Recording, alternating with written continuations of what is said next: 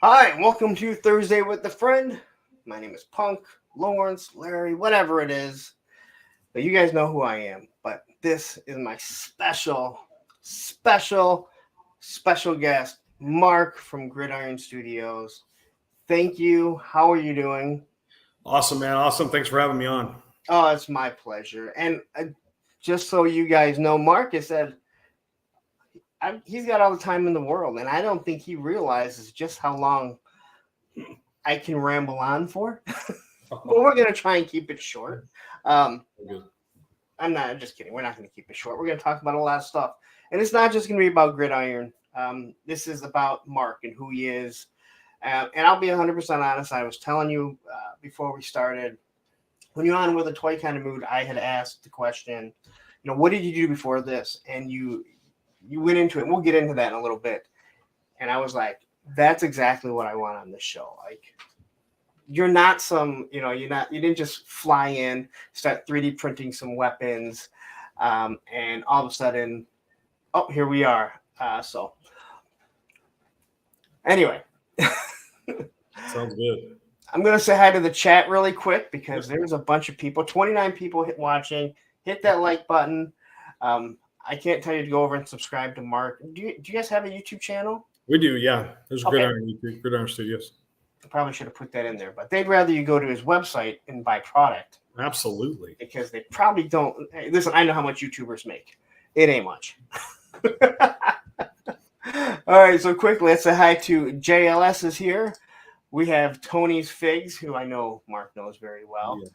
Patrick Stralko is here. Matthew Madsen, my moderator, who's having some issues in Texas right now. So hope all is well with you. We got Toyamic Displays. Wraith Mace. Darth Berkey is here. I know you know who Johnny Reno is. Oh, yeah. Johnny, he wanted to send me something for a giveaway. And he's sending me on Instagram. And he's like, I live in Arizona by Tony. Did you forget? And I asked Tony, and he's like, oh, Cage's cut. That's Johnny. Like, well, Cage's Custom, Johnny Reno, not even close. That's right. Jay Astro is here. We got Derek Holloman, Down South 77. Turkish Murphy paints toy samples. We got a lot of customizers. Greg, this is the one I was telling you about that does 3D printing and drops it off and buys a lot of your stuff and then drops it off for me to review. So cool. Machine Man is here. Hyperdelic is here. Is there anyone new? We got Jeremy Kimberlin. Vamp Spam. Hashtag Vamp Spam, everyone. 80s Toy Boy is here. And we got Chad Kitzler. And you haven't met Roman yet, so come up here, buddy. Say hi to everyone. Say hi to Mark. Come here. Come here. Bring it. Come here. Come on. Hop it up. All right. I know. You want to go outside? All right. So go ask one of the kids, and they'll let you out. All right. So I had your action figs really quick. That's Todd. See, wish I had Todd first. Cool. My other moderator, action figs, Viper Scout, Woody Triple T, and FC Viper. If you ever see this guy, it's not Feces Viper. I've been calling him Feces Viper for like months. And then I found out it's FC Viper. Nice. All right. So do you mind me asking about how old you are? 50. This year will be 53. Okay. So you're actually in that range of Well, I'm in that sweet spot where I was at the perfect place in 1982. Let's just put it that way. I feel like I was too at 48. So Yeah, I think there was a range in there. yeah. But I was on that bike and I was pulling up to that 7-Eleven, and it was all those when I saw that first comic, it was all I was all right there in the perfect. I was right in the groove, man. So I'm going to star this comment by Greg about the printers that you used. You may not be on here, Greg, but you can watch the replay. I know a lot of times you got to work in the morning, so we'll get to that for sure if he's willing to give his trade secrets. So where did you grow up at? I was born in Salinas, California, Northern California, and then I was pretty much born and raised down here in Arizona. All the way from about 5, 6, all the way through high school. Graduated at Central High School. Ended up going to Arizona State University. I was kind of an Arizona guy most of the time, but I've been around since then. We spent a lot of time in California and LA. But yeah, that's kind of my childhood times. I was going to move out to Arizona after high school with my buddy who went and graduated from ASU, and I've been out there twice, and I gotta say, I think Arizona is beautiful. Yeah, it was one of those. By the time you left, it didn't even look real. It looks just like a painting. It's just so beautiful skies, especially when you're coming from Michigan in the winter. And oh yeah, I used to do business up in East Lansing, Michigan, and there was I was going during those times of the year where it was just death. There wasn't a tree with a leaf on it, and it just looked like apocalypse. And I always thought the desert was bad. But man, it's funny when you guys don't have green around, it's rough. It's cold. It's cold. Yeah. It's windy. It's funny because like when you talk to people from Arizona, California, Texas, and you're like, "Have you ever really seen snow?" And they're like, "No." I'm like, "That's crazy to me." Yeah. Or when like you've never been to Canada, and they're like, "No, I live in Oklahoma," and you're like, "But it's no, it's right. It's not. It's not a few miles away, like like where I'm at." That's right. So, as a kid, like, were your parents together? Did you have siblings? So, no, man, I was raised. I like to think, man. It's kind of funny. I don't think I don't know if there's an official statistic, but there was so many latchkey kids in the 80s, and products of divorce, and I was one of them. And I had a mom, single parent, and dad was gone early, and I kind of raised myself a little bit. She was working, she was a waitress all my time growing up, and she worked hard for us. But man, you had to grow up fast, and back in those days, man, in the 80s, we kind of lived on the streets. We kind of knew what was going on, a lot sooner, it seems like, than most of the next generations. But no, I was a single parent life, and I was an only child, no siblings. So no built-in friends to play with your toys, because nope. I only had a sister. Just imagination. Just imagination. Yeah, I had a sister that was 6 years younger than me, so. Oh, yeah. But I lived in condos, so we had. Sure. There was always a lot of kids. Yeah, we were apartments, so I kind of had that same thing. Yep. Yeah, there's condos, and then there's apartments that are right by it, and then there were houses, so there was a whole bunch of the circulating kids. And again, this was when you could just leave your house. That's right. Actually, your parents wanted you to leave. Oh yeah, house. And they just said, "Come back before dinner." Yeah. Now it's like, if you have young kids, man, the last thing you want to do is let them go off by themselves. That's right. Because I don't know if the world's sicker than what it used to be, but it's more we know more now how sick it is. Yeah. So growing up, single, man, an only child. Do you remember like your first toys that you really got into that you played with? Dude, I remember every toy. It was, we had hardly any money, so it was, with my mom being a waitress and stuff. There was toys were very hard to come by, and so when I had a chance to get one, and I remember early on, I mean, it goes back all the way for me, because at my age, I was in that gap where the 12-inch Joes were just done, and when I was starting to get in my groove, you didn't care about the big 12-inch action figure. You really wanted some of these smaller things, right? And I think the first thing that really hit me was Micronauts. That kind of came on in 76, I think, 77. Okay, maybe that's why I don't remember it all that well. Yeah, because that's that 50-year-old plus, those guys, like, it seems like Micronauts were the start for the 4-inch stuff. And then it went straight to Mego with all the Buck Rogers, Battlestar Galactica, and Star Wars, right? Yep. So I think, I had that's why I say I think I had that. I'm at that age at 52. There's a lot of us that was kind of the groove where we were kind of ready for G.I. Joe. Instead of it being just the new thing, it was like the perfect thing at the perfect time.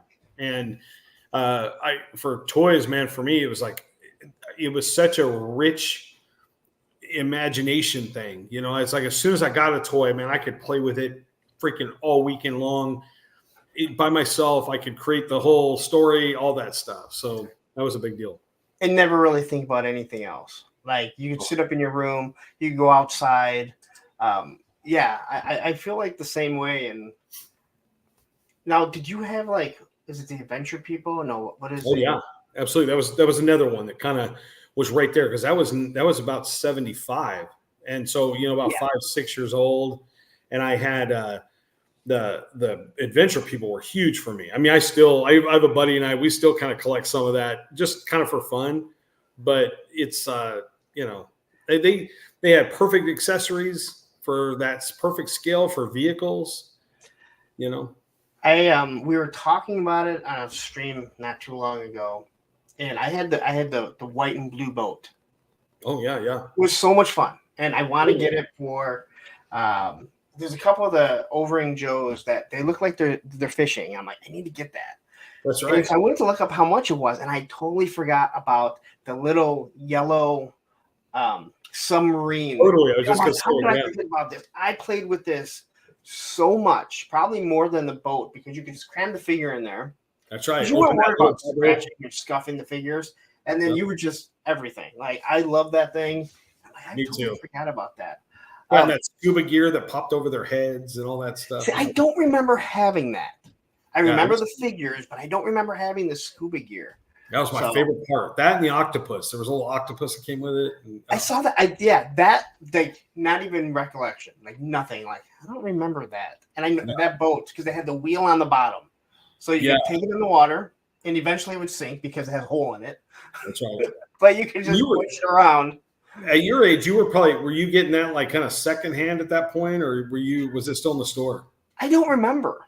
Yeah, because you probably would have been like handed down it or some. I imagine that was almost that, because you're 40. How old are you? 48, 47? 48.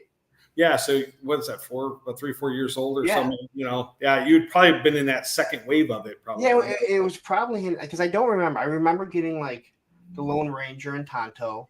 Oh yeah, the Gabriel figures, man. Yeah, I actually collector of those. Yeah, I still have my original Lone Ranger and Tonto. Yep. Don't have the guns. Don't have Silver or his horse. Obviously, Star Wars was huge until G.I. Joe killed them all.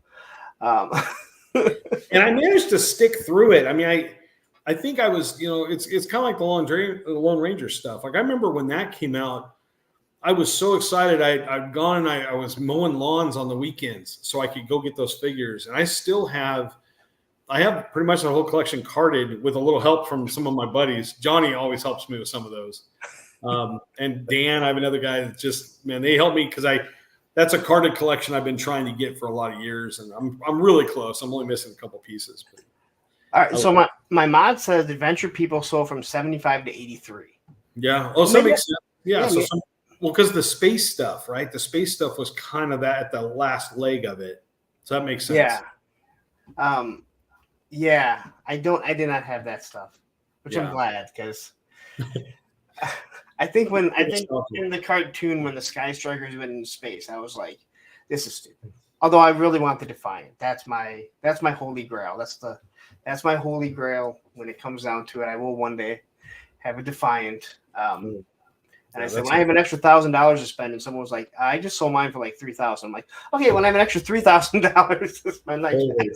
Yeah, it's funny because I have a couple things like, you know, we're in our new shop, right? And the new offices have we fortunately we built it, so we were able to kind of build it for what we needed this time. And I'm in the conference room right now, and we have this place right behind us is a huge, under this TV is going to go. You can kind of see it sitting on the ground there.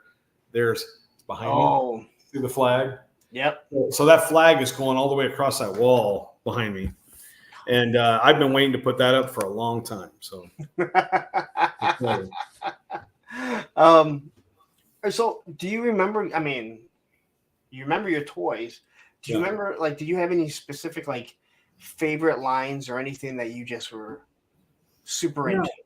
I think, you know, before, you know, I think with like most of us, like I know when G.I. Joe came along, we stopped in our tracks. Like that really kind of stopped everything.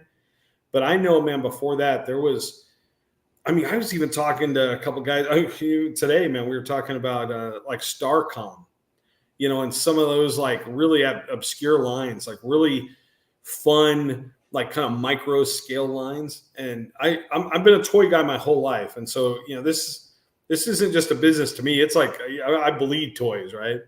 And it started out with this whole how I was raised. You know, I always viewed in a lot of ways, and I know this is going to sound funny, but I can guarantee there's guys out there that have this same thought that if you grew up without a dad, G.I. Joe was about the closest thing you saw. So it was like you finally saw this kind of heroic, you know, there was a patriotism to it and all that. So I remember like really latching on to G.I. Joe as a single, you know, only child and all that stuff. But before Joe, man, there was a bunch of lines that I was into, man. I loved the Mego figures, loved them. Those are always fun. Crash sends a $2 super chat. What's going on, guys? Good to see you both. Nice to see you. Yeah, like I mean, I was younger, so I remember. I remember the first time I saw a G.I. Joe commercial. I remember where I was sitting, what I was playing with, and I think I've told the story before. I was sitting in front of the TV. I was playing. I had the snow speeder, and I had the Lone Ranger and Tonto on the horses, and I saw the commercial, and I turned around at my dad and I said, "Can I get one of those?" And he said, "Well, we'll see when, you know, we'll see." And I was like, "Okay." And I've told the story before. We went into Sears, and they had the G.I. Joe display, and I said, "Can I get a figure?" And he goes, "Why don't you get two vehicles?" And I'm like, "Oh my God." And I grabbed a Vamp, and I don't remember what the second one I grabbed was. And he said, "Well, why don't you put that one back and get that one? Because the one you have there doesn't have a figure. That one does. Then you'll have two vehicles and two figures." Oh. And I swear it was like the roof of Sears opened up, lights that shine down. I'm like, "Oh, Dad, you're the smartest person ever." You know, because I would have had like two vehicles and one figure, but my dad. He had some foresight, yes. Exactly. So, like, where you're saying, you know, like it was kind of like my father figure. Like my father figure was like, "Hey, why don't you do this?" That's right. And you know, I mean, and be grateful for that, man. That's oh my God. That's kind of a rare story in the 80s, you know. That's awesome. I mean, everyone knows my 8 shipwreck story. I don't know. Did you ever hear the 8 shipwreck story? I think I did. Yeah, man. That sounds really familiar. For Christmas, my dad was a sailor, and I'll tell the story in case you haven't heard it or you're watching. Yeah. I don't like this to be about me, but everyone knows it anyway. But I'm not sure. You remember the G.I. Joe figures that they were packed together and wrapped? You knew they were action figures. They were either Star Wars figures or G.I. Joe. You got two of them. And I remember opening them, and it's 2 shipwrecks. Now, I already have a shipwreck, and I don't even like shipwreck. I'm like, all right, thanks. And I grab the next one, open it up, it's 2 more. Open up 2 more. Now I have 6. But I already have 1, so technically I have 7. I grab another one, it's now I have 8 shipwrecks. And I remember looking up, and if looks could kill, the look on my mom's eyes towards my dad just would have blew him away like Superman with laser vision. And he kind of disappeared. And then she goes, "Why don't you go downstairs?" And I went downstairs, and there's the aircraft carrier. Oh my gosh. So man. the point was for me to get that first and then open them up. And she thought I'd figure it out. That's why she was so mad. And I just remember that going, "Well, you need sailors for the aircraft," and you don't really think like it's all one guy. Dude, you're one of those guys, man. You're one of those guys. I went to Russell whole life, and I went to WrestleMania 3 too. Well, it's funny because man, like most of us never even got a multiple Joe ever. Like there wasn't like army building. There was like you got one Cobra, man, and you ran with that, right? That was the only army building I ever got, and they were shipwrecks. Oh man, you were a blessed man, for especially a blessed kid. It's funny because I don't care for the character, but it's like the story has now just become lore here on the channel. But yeah, it's just funny because believe me, I mean I say it joking how I didn't like them, but it was all out of love, that my dad had for us, and you can't look back at that and not think it's a good time. And actually, this year I got him a shipwreck, the classified one, for his birthday. Nice. He fully remembered buying them all, but he's like, I'm watching my dad put all the stuff on it, and I'm like, this is like super cool. Like he doesn't have he loves John Wayne. He has all this John Wayne stuff, but to give him like this figure, it was awesome to watch him and actually care about putting all the stuff. And then he got a baggie. I'm like, Dad, everything goes on him. Like, everything goes on him. Is he still around? Is he still around? Oh yeah, that's awesome. Oh yeah, he's still kicking. Oh man, don't waste any time with that, man. Definitely let him know what you feel. Yeah, him and his wife are always going all over the place, and we've gone to Florida, Disney World with them like 4 times now. So it's it's good. It's as you watch people get older, you're like, oh my god, man, I can't believe I don't feel like I'm almost 50. So there was G.I. Joe as a kid. Did you ever get into like He-Man, Transformers? Oh, so no Transformers, man. I was like smitten on accessories. Obviously, like that was kind of a big deal even for me. Back then.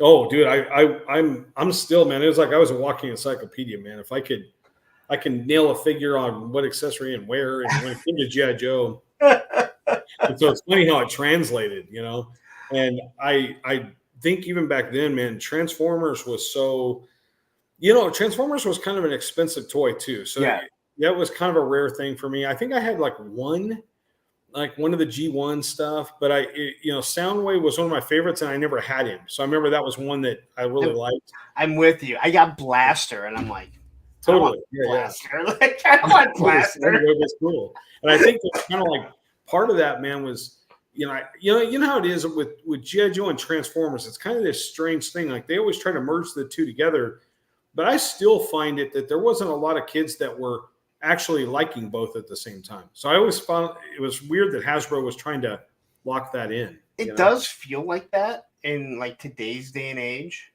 but maybe because Transformers were so much smaller and you knew you couldn't play with them. Yeah, maybe.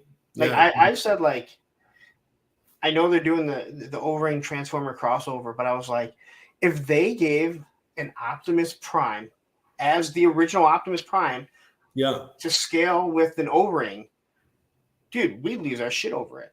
Oh yeah, totally. If you had an Optimus Prime standing this tall, knowing that Hawk can fit in it when it transforms, you'd be like $200. All right, man. Sure. Yeah, it's like Voltron, right? It's any of that kind of stuff. Sure. Yeah, I don't remember Voltron. I was just talking to Tony about that. I feel bad. I feel like I'm cheating. Yeah, I don't know if it wasn't on here or what. You didn't hit it? Oh, maybe it wasn't like on your local channels or something. Yeah, like, and it's like I see it and it seems like it's foreign to me. Like it's a foreign TV show. That's gotta be weird. Yeah, because I mean it feels like it was like that 7:30 in the morning cartoon before you rushed off to school. Yeah, once people start talking about Voltron, I'm like this. Totally. It's like I want to like it. but I don't know anything about it, and I'm too old to go back and try and figure it all out. Yeah, and nostalgia, nostalgia is a weird thing. Yeah. We all have to have. That's the reason we're in it, right? We all have to have something that we really loved, and it's always something different for everybody. Yeah, and again, I never really thought about the Transformers. Not really. But the more I think about it, yeah. Because even now you see Transformers guys, they don't care about G.I. Joe. They're pretty much Transformers. Yeah, and they've got this domination, right, of the toy aisles, and they have for a long time now. So I always find it funny, there's some Hasbro conspiracy. Like they're thinking, okay, everybody's going to love G.I. Joe and Transformers together. We'll sell a lot more. But it's it never seems to really work out that way, No. But what about He-Man? Anything with He-Man? Yeah, I was huge He-Man. I still am, man. I feel like I've collected about 17 different incarnations of He-Man, and I'm never really fully happy. Until right now, man. I was just talking to somebody about this. I think I'm finally happy after all these years of collecting He-Man. This new cartoon wave. Now, Super 7 did one of those Filmation waves that was pretty good, but now with the articulation and the throwback to the cartoon, I think I'm in, man. I think I finally all these years. With the Masterverse or with the Origins? No, I like this new one. It's this cartoon wave it has a kind of a blue card. It looks like the old retro card, but it's kind of blue. It's cool. Oh yes, the Filmation ones. They only have 8. I think there's 8 of them out right now. They call it the cartoon one where it's Super the 7 Filmation line. Yeah, because Super 7 did a Filmation one. And so I think there's they can't cross that over. Oh, okay. Well, what's funny about that is I remember seeing, because I was really big into Motu for the Origin stuff. Yeah. And I remember when they were coming out with it, and I'm like, dude, the He-Man figures look just like they did in the cartoon. And then when you start seeing it, you're like, oh my God, they never look the same. But in your head, at least in my head, I always thought oh, these look exactly like the cartoon. With G.I. Joe, I knew didn't. Yeah. But I always thought they did. Well, it's weird with for G.I. Joe, and I know a lot of us have this thing where, especially, and this might be an age thing, but us, the older part of the Joe collectors, those card arts were just so vital because there was no cartoon for a while. And so, for us, it was we had exposure. I got my first exposure to the comics was issue number 2, and I was sick from school, and I got to go down to the 7-Eleven and get myself a Slurpee and a freaking comic, and there was G.I. Joe number 2, and I never looked back on comics. It was that was going to be my comic forever. And it's weird though, because the look of the cartoon, with all that 4-color art back then, the detail was horrible, right? You couldn't really tell who was who, and they would do a little splash of a color and you knew that was Flash. That was it. The fact that kids will never know what it's like to sit at 7-Eleven, play a video game that's in the corner. That's right. And constantly look at that rack of comic books, not knowing what comic books are other than it's a book of action figures. That's right. There's a shop down the street that has these bagged and boarded, and there's this long story. We're just oh, I have what were they 50 cents at the time? Yeah, I think when I was about 50, 60 cents. Yeah. That was I remember there was 75. It went nuts, right? It went to 75 pretty quick, in the late 80s or whatever. And then it was $1, $1.25. It started running through the 90s when they were $1.05 for a bit. And it's crazy when you look back at the comics from Marvel, and you're they would always have Spider-Man as on every single one. Oh yeah. For a long time there was Snake Eyes, and you're G.I. Joe was that popular that Snake Eyes was on every Marvel book. And you think back and it's that was my line. I feel we have part ownership in it because easy, man. I mean, even to this day, I'm sitting here, my whole life revolves around it still. It's bizarre. I mean, I not to jump ahead, but I worked in a bunch of other toy industry related stuff, and it seemed I'm still living this. It just so happened that 3 years ago we found this perfect niche again and all the planets got aligned for us, but it's still the same story, you know? Yeah. And again, I think we're going to get to that for sure. We're not going to gloss over Gridiron. No And problem. they're super expensive. Yeah, super expensive. So outrageous. If anyone is wondering, we've already hashed that out. We're all good. We're all good. No, it is good. And again, like we'll talk about that when we get to it. So for most of us, we kind of get out of toys. Did you ever get out of toys or? Yeah. There was a weird, you know, because it's usually girls, right? That's always the story. And for me, it was no different. Man, we were still in high school. We were still collecting. Like, I had one best friend that him and I, we've collected Joes our whole life together, and we're still best friends. And we go all the way back to 4th grade.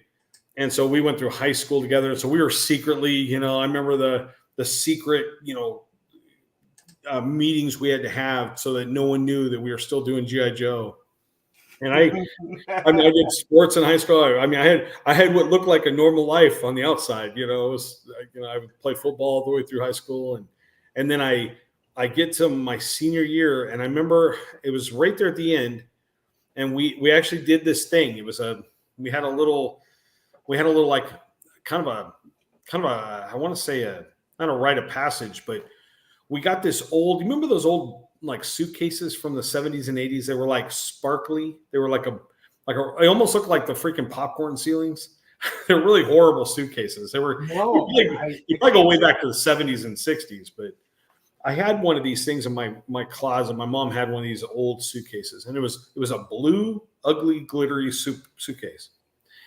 And I put all the figures in it that I had at the time, and I think we had bagged up about 350 figures probably. And we had both of our collections. We just put it together and we stuck it in this box, and we said, you know what? We're going to not touch Joe, and we're going to go find ourselves women. that was it, man. I ended up getting married probably a year later, and Sandy and I were married. A lot of whoever knows me on here knows Sandy. She runs all of our shipping department. We got married at 18 and 19. Wow. And we've been married almost 34 years this year. Good for you. I've been single for over 8 years. Oh man. I don't even know what I would do, man. We've been together so long. You buy lots of toys. I already do that. That's what I'm thinking. Maybe I wouldn't buy any. So I got back into skateboarding big time, more than I thought that I would ever skateboard again. Really? Until my body started going, all right, you can't do it this way. That's rough. Yeah, that'd be rough. Yeah, I gave you like 3 or 4 good years again. Now I'm gonna let you do it, but not as much. You're done. Yeah. Well, I tell you, man, that when we got married, it was about 3 years in, and you know, this is early 90s, and I remember telling her one night, I'm like, you know, because I was stressing out, man. Work was kicking my butt, and I couldn't figure it all out, and I'm like, I'm stressing out. I got to look at some toys, right? So I'm like, hey, I got something to tell you, and you know, I give her that look, like, you know, I know it's been 3 years, but I have this secret, and she's like, what are you gonna tell me? And so of course I'm like, you know, I pull out this blue suitcase. And I open it up and I start pulling out all these G.I. Joe figures. And they're perfect, man. They're mint, right? And she like looks at me and starts laughing. She's like, oh man, I thought you were, you know, going to tell me there was all kinds of other stuff going on. I was like, no, it's just the toys. And I feel like I got to have them around. And it's been like that my whole life. I just, you know, I feel better. I feel more balanced when they're around for some reason. So I packed my stuff away, but I still had, because I lived in my dad's basement, I still had, because I still had my Tomahawk, I still had my Night Raven, and I screwed like little holes into them, and I hung them. Okay. So they're still sitting with the same little screw in it. It hooked from what would be 80 and 90, 94, 95, maybe earlier. But I remember leaving my figures out because I actually told this story before. People would crash at my house, and one day there was 4 of us, and this one guy, Mike, he had the night. Like, you have that one buddy that he's the funniest person ever. Like, he has the best night ever. And he was going through all my G.I. Joe stuff, and I told this before. Like, he pulls out Destro and starts calling him Grace Jones. And now you're never going to see Destro the same again because you can see the Grace Jones. And he's doing a whole Grace Jones imitation. And then he sees Storm Shadow's backpack and the swords. And he starts calling, he's going through with this Ginsu knife. And he's doing his sales pitch. And I'm like, I will never be able to look at this stuff again and not see that night. Right. And we were teenagers. We were all skateboarders. Yeah, yeah. So it's not like we were playing with toys at the time. And again, at that time, if you're skateboarding, you were already the outcast. So my friends were going to look down at me for, still keeping my toys, and they were big, nerds anyway. So the amount of money they spent on Magic and Dungeons and Dragons and one on Star Wars is pretty insane. Oh yeah. So you got married right away. Yep. And then you went right back into your.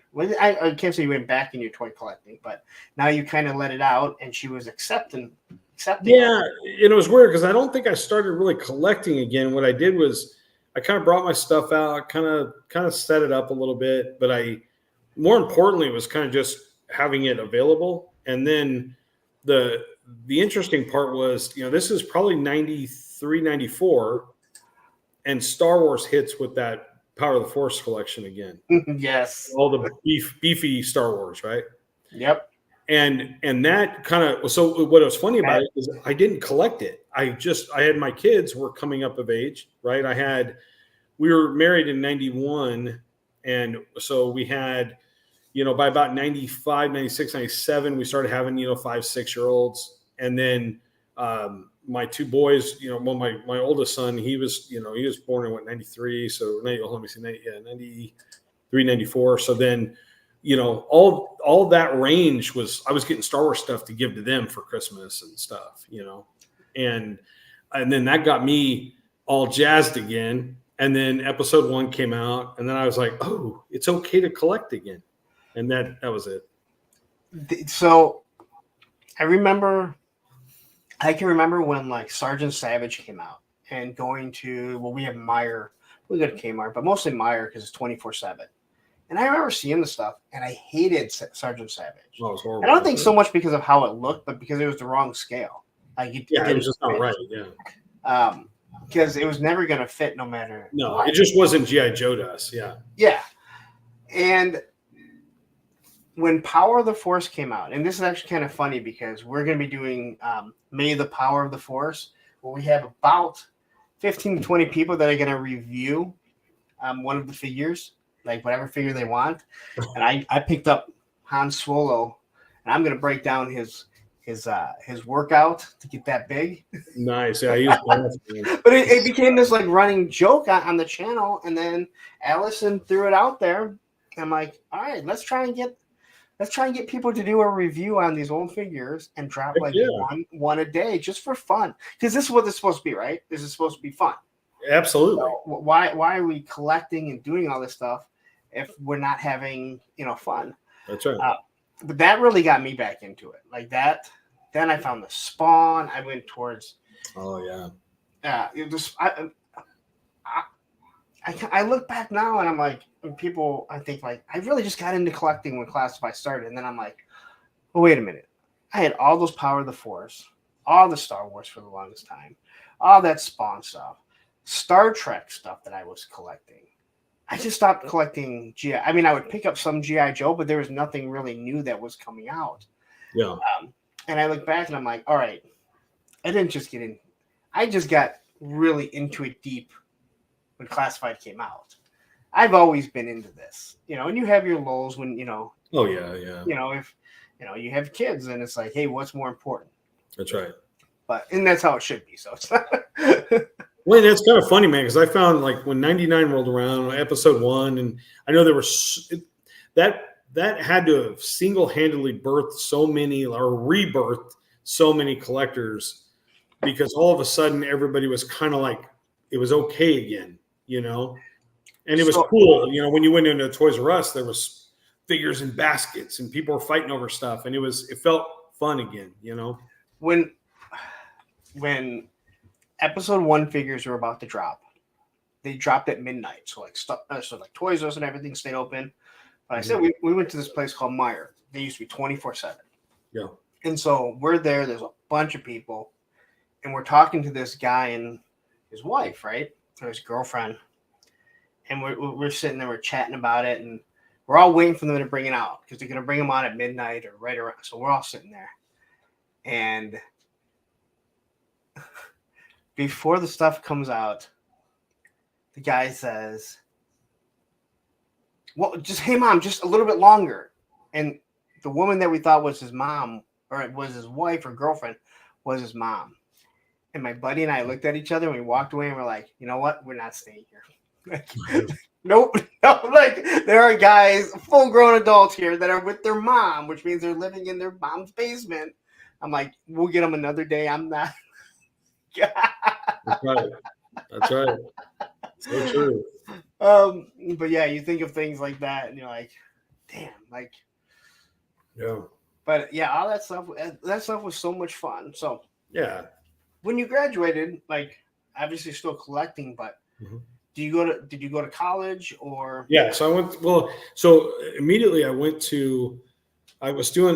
gonna go play football at Phoenix College, just a junior college, and I was so like done, and I was screwing around so much, and like I was just not focusing, and I didn't know really what I was doing. Like I had this, like I didn't know where the focus was, and I had I kind of got to this point where I was not even playing anymore, and then I was at school and I didn't know why.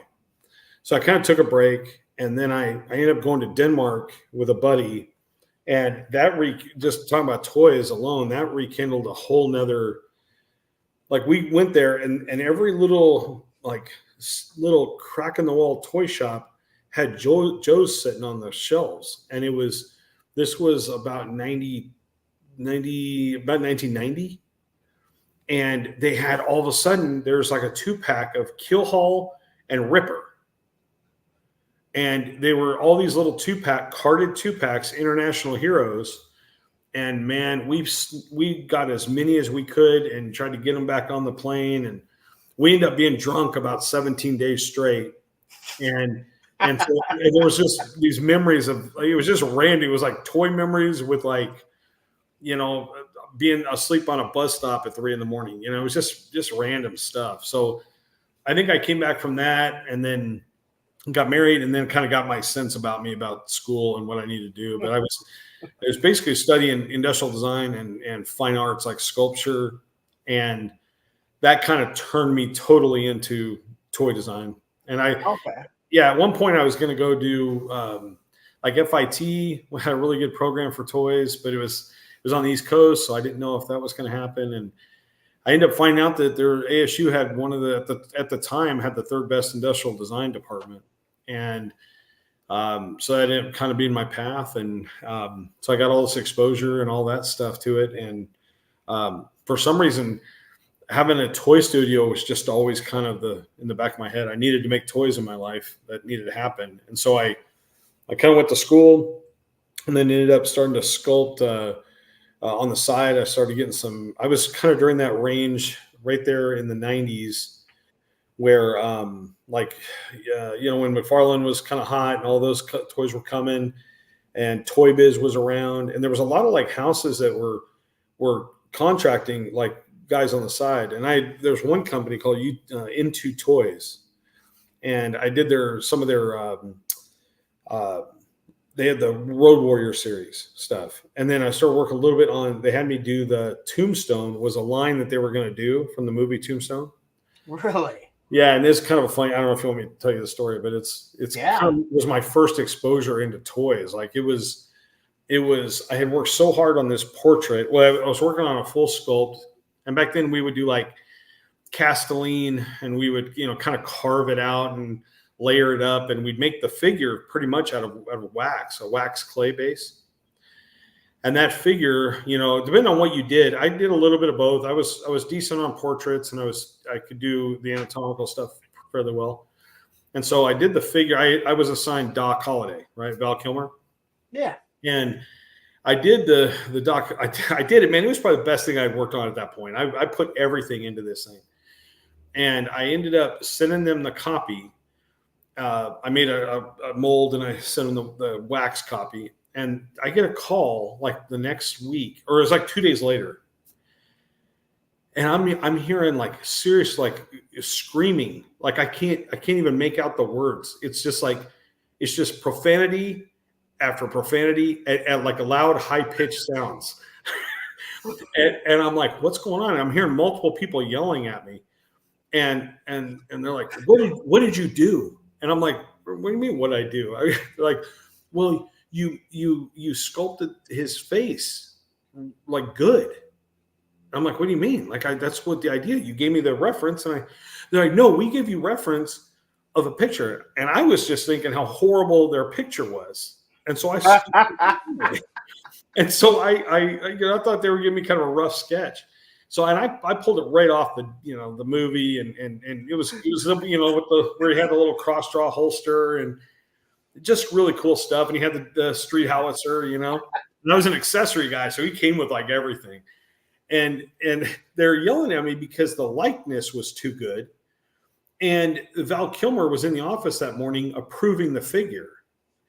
And I didn't realize back then, I was so naive to all that. He was approving basically that it wasn't his likeness. If it's his likeness, they have to pay him. It was like, I think at the time it was like 30 grand. Oh, okay. So they were just chewing me out because they couldn't proceed with the line or something. Needless to say, they went out of business anyway, and it was all a mess. But I was doing like, at that point, that was my first exposure into really. So if you ever wanted to know, like, why were the figures in the 90s so horrible? Like, that's that is everybody was intentionally not trying to make people look like themselves, And but I was sculpting like everything from, like, I worked for a company that was doing pound puppies. I remember pound puppies. Dude, I was doing all the Christmas ornaments to. I was sculpting everything I could get my hands on. So I was doing a lot of work in the 90s sculpting, and then I realized one day, I'm like, man, this isn't enough money. I mean, we're on a sculpture back in those days, you'd get like, I don't know, I think it was like $5,000 or something, but it might take you 2 months to get everything finally improved and all that stuff, and yeah, you were lucky. I think it was $5,000. It might have been more like $3,500 or something. But yeah, that's awesome. I have to say, like, when I went out to Arizona, if you guys don't know, we went to the OK Corral. Oh yeah. Just so you guys know, it's tiny. Like, the fact that there was a shootout there, if you've never been there, you don't realize how tiny it is. And how insignificant of a little tiny place to have so much history. Yeah. It's crazy. Yeah. Like the whole little town there, again, that was back in probably 95. Yeah. I went out there. You probably went to the birdcage and all that. I don't even remember. The birdcage was the saloon. Okay. The famous one with the little. Yeah. The little, like, all the night, the women of the night were in the back and all that. Yeah. It's crazy looking. It's kind of scary back there, but yeah. I mean, it's definitely something, like, if I ever went back to Arizona, I definitely want to go back there. Yeah, like your age now. Yeah. Yeah, to see how my feeling on it, well, not my feeling, but how my thoughts of it have changed from being like 19 years old. And I just remember looking at it going, and my buddy was like, I told you it's tiny. And he's a big boy. So he's like, it's a little. You wanted to come here, but like, this is what it is. And you're like, yeah, it's in the middle of nowhere. Like, there's nothing. Yeah. And when you see where that shootout was, like, how did they not all just shoot each other? I know. Like, how does anyone on the left? Yeah. But that is awesome. Again, I love that story. I mean, to me, that's awesome. Like, that's the type of stuff I like to get out of people. When I had Lenny on, he talked about how they were doing a Furby, and they asked him if he'd want to do a Furby, and he did the Chewbacca Furby, and he was like, hell yeah. He's like, this is supposed to be fun. And Yeah. you're going to say, hey, we're going to let you, design a Furby. I forget exactly what the whole story was, but he did the Chewbacca Furby. Yeah. And I'm just like, he's like, it was fun. Like, yeah, Yeah. I'll go do it. Like, it expands of what I can do. It shows people that I can go do something else if need be. Basically, That's right. you want to make sure you may not always be doing action figures. Yeah. Like I think at the time I was paying most of the bills with like I said, these little like Christmas ornaments, and I had companies that were having me do like bottle, like metal pewter bottle toppers, that go in like the wine bottles. They're Yeah. like all decorative, and I was doing everything from like Bass Pro Shop stuff. I mean, it was crazy during that time. And as an artist, you were just trying to get whatever money you could, and at that point, I had about almost 4 kids. We have 5 kids total. I don't know. Damn, I didn't know you had that many. Yeah. Heavy Metal Toolbox says it was probably huge to them back then. No, it couldn't have been. It's because it's the end. It's not like a house where the house seemed huge back then. It's like the size of a fucking car, right? Like it's like the size of a big pickup truck. So I know you started talking like when you were on a Toy Con of Moon, and I asked, so like, what other work did you do? Because you talked about getting into the industry and doing some other things. Yeah. So when I was doing, I got to the point where I had been sculpting on as kind of full time for a long time. And then I realized there was a bunch. Art is a weird thing because art to me, I try to explain this to people before. Art is there really isn't if you're an artist, doesn't mean you're a painter. Yeah. It doesn't mean you're a sculptor. It just means that that's the medium you're choosing right now. So if you are liking to deal with clay right now, well, that doesn't mean just you're a sculptor and you're nothing else. So to me, I've recognized this in a lot of artists, is that an artist may just have gone to what he got paid to do, but his vision or her vision on art can transcend all those mediums, right? So I ended up really getting into film. I ended up going back to film school, and I wanted to make movies, man. That was a huge part of my kind of creative, this kind of renaissance I was going through. And so I decided, I had this art background, but I was like, man, I think I need to see if I can do this film thing. And I ended up going to film school, and then I ended up moving to LA and being an actor. I was trying the film thing. I worked as a producer on a couple things. Then I went to acting on that side of the camera, and I absolutely fell in love, man. I still to this day, I don't look back. Like I truly believe that's where I was meant to be. I felt like that's where I was meant to be, And so I went to LA, did a bunch of acting, and absolutely loved it, man. Okay, so Tony's told me, he's like, he's an actor. It's like, okay, so what have you done? Like, so I did my biggest thing. I co-starred on Criminal Minds, the show Criminal Minds. Really? I was. Wait. Like, what are you doing, Criminal Minds? My daughter. Oh yeah, so if she watches it at all, just tell her the episode of. I co-starred on the episode where it was what happens in Mecklenburg. Okay. Just tell her that she'll know. She says what? It's the fraternity. I think it was season 9, somewhere in there, season 9 or season 10, and it was basically the fraternity boy that was, they were hazing some guys and one guy died or something, and that kind of thing. But yeah, she'll know, and she'll see me. My head's like this in the screen, so you can't miss it. What did you do? Like what? I played I was one of the guys that found the victims. So okay. So they'll bring in. So if you co-star, if you had more than 7 lines, and so I had, I think at the point when I got the job, I had probably about 12 lines or something, and so there was kind of a scene revolved around a couple scenes, and then it was just a blast, man. It was fun, and then I did a music video. One of the big things at the end I did was a music video I was cast with Robert Davi. I don't know if you remember him. He was how you know him as Goonies. He's that pock-faced like hitman, the two brothers in Goonies. He was also in Die Hard. Oh, yeah. Okay. Yeah, the FBI guy in Die Hard in the helicopter. Okay. Him and I, we were cast in a Bob Dylan music video of all things, and I was basically like a mob boss guy, and he was a hitman guy, and so there was that stuff. But I did a bunch of oh gosh, man, all the Discovery Channel stuff. I'm in all those like murder mystery, unsolved mysteries, all that kind of junk. Always playing a cop or detective. That's awesome. That's because Tony was like, he's like, you gotta ask him, him being an actor. If I just say Criminal Minds, like I'm gonna have to look. Now I'm gonna have to look it up because now I'm like, because I used to watch it too until well, it was at the time I was fired, and then you're like, I don't care. He was mean to people. I don't care. Like, you never had a mean boss?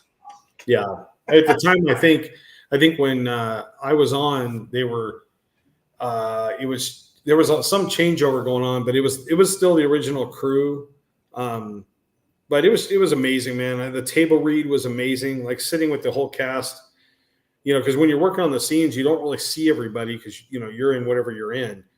But we do the whole table read the Friday before they start shooting that week, and that Friday night, everybody that's in that episode will read, and it's just a party. It was fun. So, how come you stopped? So 5 kids. 4 at the point where I was there. I had 1 kid still here. My oldest was finishing up her doctorate, and then I had 4 more in California with us, and they were starting to graduate. We had high school, and then Quaid, which you're familiar. I don't know. Quaid and Colin are my 2 sons. I know the name Tony. They're my partners. So, and everybody kind of knows Quaid's name for me. Quaid does almost all the designs, like our main weapon. He's our hard edge modeler. He's crazy good. And then Colin does all of our production. He's kind of the head of the production. And so they were starting, like Quaid was on the road for Olympics. Like he was a discus thrower and then a decathlete. And he went to Irvine, University of Irvine, California on a scholarship, and then ended up at ASU for D1. He always wanted to be a D1, athlete. And so there was all this movement back to Arizona. And so finally my wife's like, we're going back. And it was time. I mean, you have to kind of take on acting and all that stuff. It almost has to be done like tours, So like I'm prepping to do a tour here, not too long. I'll get back to it. Yeah. I feel like it's a hard business to be in unless you are, unless you're constantly cast on shows. Yeah, when it's like there's 2 ways to do it. Like you can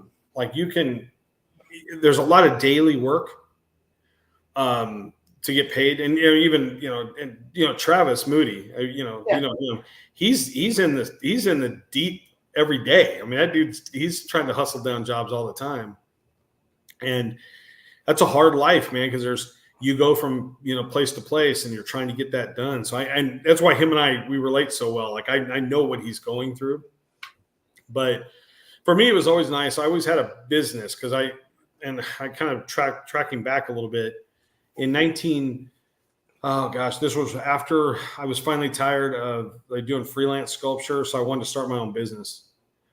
And so before acting in film school, I started a company called Build-A-Rama. And so a lot of your guys might know that company. We did 118 diorama stuff for about 20 years. And that was kind of my big kind of foray. I did a lot of stuff with 21st Century Toys, all the military-based stuff. Okay. So quickly, you said you connect with Travis. Are you in Travis's head? Because it seems like a scary ass place to be. I mean, if you need me to send someone to help you, Johnny and Tony are right down the street. But totally. No, man, it's pretty funny because him and I we can have that discussion because it's I know what he's feeling. He knows that I know what's going on, and he does a really good job. He hustles down a lot of work, and he's been in some cool stuff. And it's a business that you have to have a lot of passion for, and you have to love it. And I do, and I know he does. And it's, every time we get together, that's a big focus for our conversation. But yeah, it's a unique thing. Not a lot of people take that leap to try that or want to do that. No, I mean, it's, again, my cousin went out there, and I don't know if she's ever acted on anything. I know, like, we'll see, like, she'll post something that, like, she's a second producer on something, or second, which, again, you're in the industry. And I tell people, like, growing up, I want to be a professional skateboarder.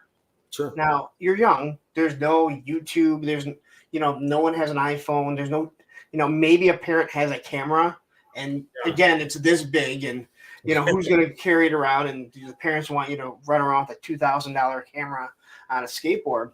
That's right. And I was never good enough to be a professional skateboarder, but that's what you think that you can do. And you didn't realize the whole industry. There's cameramen, there's photographers, there's team managers. They're just working in the business. And I tell kids nowadays, I'm like, listen, if you want to be in skateboarding, like, you're not going to be pro. I'm sorry.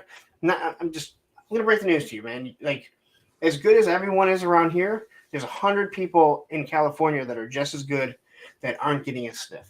Yeah. But there is an industry. Whether you're working in the factory, helping build trucks or wheels, decks, being a team manager, photographer, X Games. I mean, there's so much production. This is where you take your shot because you're young. When you have kids, it's hard. When you start getting a career and you're 2 or 3 years into your career, you're not going to throw it away so you can go live this dream of trying to do something in the industry. But, back in my day, like in our day, you didn't know that. You think, you could be a professional skateboarder or you're not.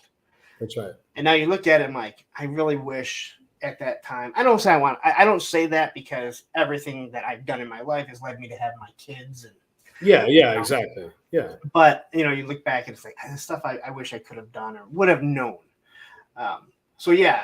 Acting just seems like if you're not, a star, if you're not constantly getting roles, you are just running around praying. And if you try and live like a celebrity when you're not getting paid like one, you can't. Not over there. I mean, it's so expensive.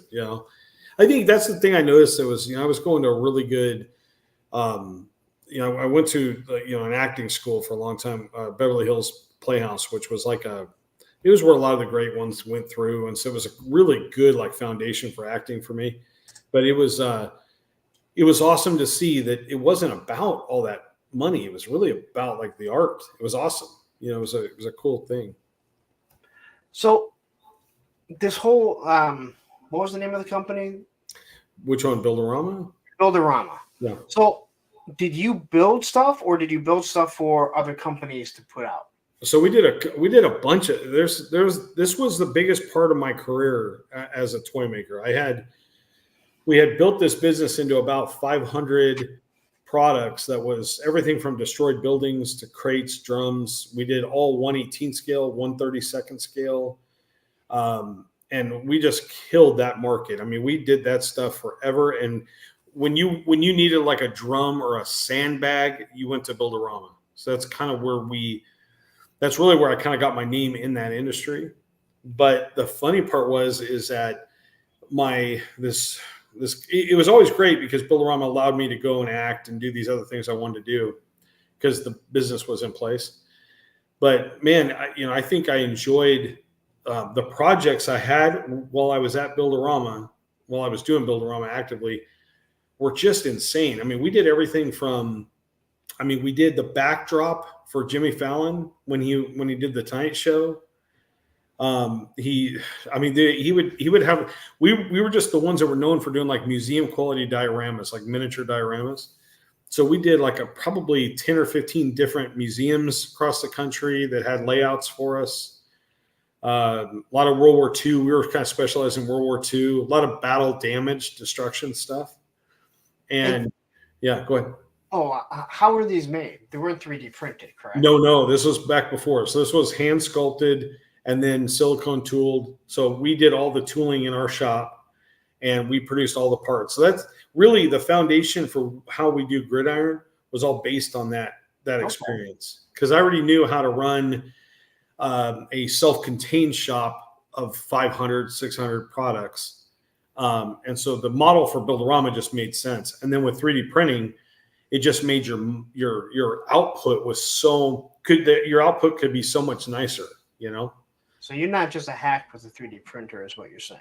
Oh yeah, dude, I'm old school. So my stuff is, I mean, I do a lot of 3D designs now in the computer, but Quaid, yeah, Quaid ended up as our chief designer. I mean, he really ended up being a master. I mean, he has his master's in industrial design. So our business is run by that kind of backdrop, you know? Okay. Yeah. I mean, our models, he will design, you know, I bring the creativity part of the nostalgic, what we make, and, you know, kind of what our schedule of items are, but he'll take and then run with that model and just create, you know, amazing stuff. So I think Heavy Metal Toolbox is asking, he says miniature sets with the question marks. I think he's wondering what you mean by miniature sets. So we would do like a scaled, you know, like 1/18 scale, you know, drums, crates, ammo boxes. I mean, every little piece you can imagine. And we do it at Gridiron too, because that leaks over into some of the stuff we make. And we haven't even started making real diorama products yet. You know, we have diorama mats. That was really a Build-A-Rama, had originated in Build-A-Rama. So is that maybe where some of those sandbags came from that you put out? So you remember the old sandbags? Right? I reviewed one with the machine gun my buddy gave. Oh yeah. And it had real sandbags, which shocked me. So the funny part is those sandbags. So we did 1/18 sandbags, little tiny ones, exactly the same way. And I have a buddy, you probably know, if you know military toys at all, Firebase Ryan, up, I think at some point he was up in Oregon and Washington area, Northern California. Okay. He's really good at a lot of military modeling, but he's made a lot of products in the 1/6 scale for a lot of years. So he has some really good connection with sandbags. And I was like, man, you know what? We're not going to make those again ourselves. So you got some good sandbags, and he set us up with some good ones. So. They were nice. And I do remember, I told you my buddy will hand the stuff to me before it's even opened. And I just remember I opened up the bag and I'm like, there's a film of sand in the bag. That's right. I think there might have been a little leak in one of them. It wasn't that bad because I did the review. There was a little bit of sand, but it might have just been what was left on it. It's just like the real one.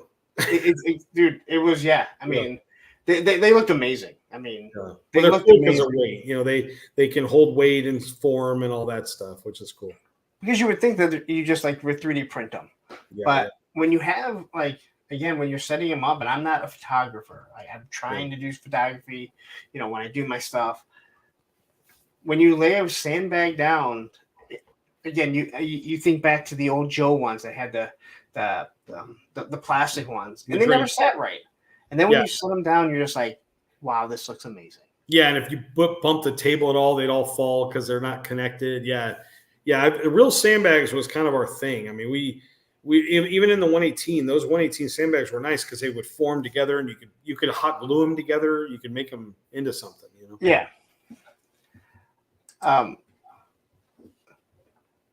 So at Action Figs, he says Firebase Ryan was awesome. Used to get his stuff from Cox World Collectibles. That's right. Yeah, and those guys are. I mean, they were just really good guys. I've been friends with them for years, and we go all the way back to, you know, 20, 25 years ago with just some of the miniature work, you know, with all that stuff. But miniatures in general, I mean, we were doing, so I think one of the biggest things, I mean, like I said, the Jim McFallon backdrop, that was a miniature set. We had one time we had a company call us. Well, there's a couple of these stories, but we were contracted to do 900 inches of a perimeter fence with barbed wire that was this big. It was about 3/4 of an inch tall. And I was like, 900 inches? Like, what are you doing? And the guy's like, well, we're a power plant, a nuclear power plant in Pennsylvania, and we forgot to put the perimeter fence. They had this, get this, a $9 million model built. So you can imagine what that looks like. And it was right after all the, 9/11 stuff and all that, where they had to have perimeter fence. They had to show the security around it. And so they ended up contracting, us, because we do miniature work, to make this tiny little perimeter fence. And we had to have it overnighted because they said they were having, the guy was coming back to inspect the model the next day. And if it wasn't going to be there, they were going to have to shut the plant down. So it was all that kind of weird stuff, dude. And we had numerous stories like that. I mean, Lockheed Martin, if you're familiar with them, I am. Okay. So Lockheed Martin calls one day, and we thought it was a joke. It was kind of like, okay, somebody's playing a prank. And the guy calls and he's like, I need 500 55-gallon drums. And I'm like, what? And who you're what? Lockheed what? And he's like, yeah, we're Lockheed Martin. I'm like, okay, so you guys are a pretty big deal. So you guys can't find a way to do these yourself? And he's like, no, here's the deal. We need to have them like here, like yesterday. And so I'm kind of prying it from the guy, like, what are you guys going to do with these? And he's like, well, I can't tell you because, it's all this like secret stuff. And I'm like, okay, man, what's the deal with the drums? Do you need them to look a certain way or whatever? He's like, can you damage them at all? And I'm like, for why? And he's like, well, can you like have some of them open? Like torn open? And then I'm like, dude, you got to tell me off the record what the freak is going on here. And he's, and he's like, well, it's not like super secret. I mean, Nevada, the testing grounds, the nuclear testing grounds. I'm like, are you telling me that you're coming to us to make your models of what the like decayed 55-gallon drums that they stored all the nuclear waste in? And you guys have something to do with that? And he's like, I'm not going to say anything. I'm not answering any questions. Oh, man. And dude, it ended up being like, he kind of gave me this little drop of, he's like, he's like, I'm like, I know you don't need to tell me anything, but if it's 500 of these things, that's probably pretty bad, right? Like these things leaking everywhere. He's like, it's not 500. I'm like, what? He's like, it's like 500,000. It's like gigantic numbers. He's like, there's just these freaking barrels everywhere, and they're literally coming out of the ground. Like they buried them and they're coming out of the sand. I mean, it was just a mess. Wow. So we did a bunch of that kind of work, and then our big one was we had Sony Entertainment call us to do for the video game Killzone. Killzone 2. It was a PSP model one. They had us do all their 3D models in the game. And then they 3D scanned them. So we did the real models, and then they put them in the game. That's, oh my God, man. Man, here I thought you were just this hack, the 3D printer, just a hack, overcharging people. Just overcharging people, yep. Sending out warped weapons. All of them bent. They weren't all bent.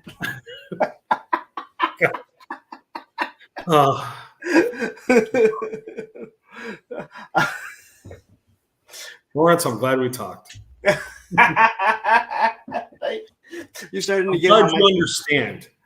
Yes, you're starting to understand how my sense of humor works, and totally, man, it's all good. Yeah, I think it's interesting because it's like it makes sense if you don't know where we're coming from or who we are or what we're doing. We just look like anybody else that's trying to peddle this stuff out of a garage. That was never our decision from the beginning. Was we're going to make the best stuff we can make with the technology that's here, and we're going to try to advance constantly. And we're pretty ruthless. We won't stop. And so we'll put the time in and the blood, sweat, and tears, and our product will hopefully show it. And we've been blessed, man, with a customer base and friends that have just embraced what we're doing and understand. And I think at the point where you were having a problem with some of that stuff, I just don't think you understood where we were at and who we were. and what the product really means to us, you know? No, and again, and we'll get into this maybe a little bit more, but Yeah. the whole purpose of, if I'm going to do this much YouTube and talk to certain people, or it's you got to get to know where certain people are coming from. You do your research, you talk to different people, but when I do my reviews, I mean, Ken from Toy Connections, he sent me the Delta 17 figures. I bought a few off him. He asked me if I wanted to get some early ones because they wanted me to do a review. And he's like, I knew you were going to be honest. You weren't going to be like, you weren't going to attack me. You're not a yes man either. Yeah. Yeah. And there were certain things that I had brought up. And, we, him and Steve, the main owner, they were happy with the fact that I didn't just sugarcoat it. These are absolutely great. Yeah. I expressed my concerns. And to me, especially if you're doing a review, it's not so much that maybe something isn't great. It's that when someone looks at it, they're looking at it as constructive criticism. They don't take it personally. Don't, send you a nasty email, start blocking you, send your money back. Hey, It sounds like somebody, yeah. Gotcha. But yeah, and again, I've seen you on the Toy Kind of Moon numerous times, and I'm just like, but it was that one question that I had asked where you kind of went into this, and I'm like, that is interesting. Because the whole purpose of this show, if anyone doesn't know, the whole purpose of the show when I started it was I wanted to help. I wanted to talk to people that are in my community that support me. Whether it be on Facebook, YouTube, in the comments, because numerous times I'm in Geek Dad Life or Toy Anxiety, and I'm looking at the chat and I'm just wondering hey, what's that guy's deal? What's this guy's deal? I didn't want to have people that I didn't know just to try and get popular people on to support to grow the channel. Yeah. I want to talk to people that I've got to know and let other people know. And you're tagging me and stuff.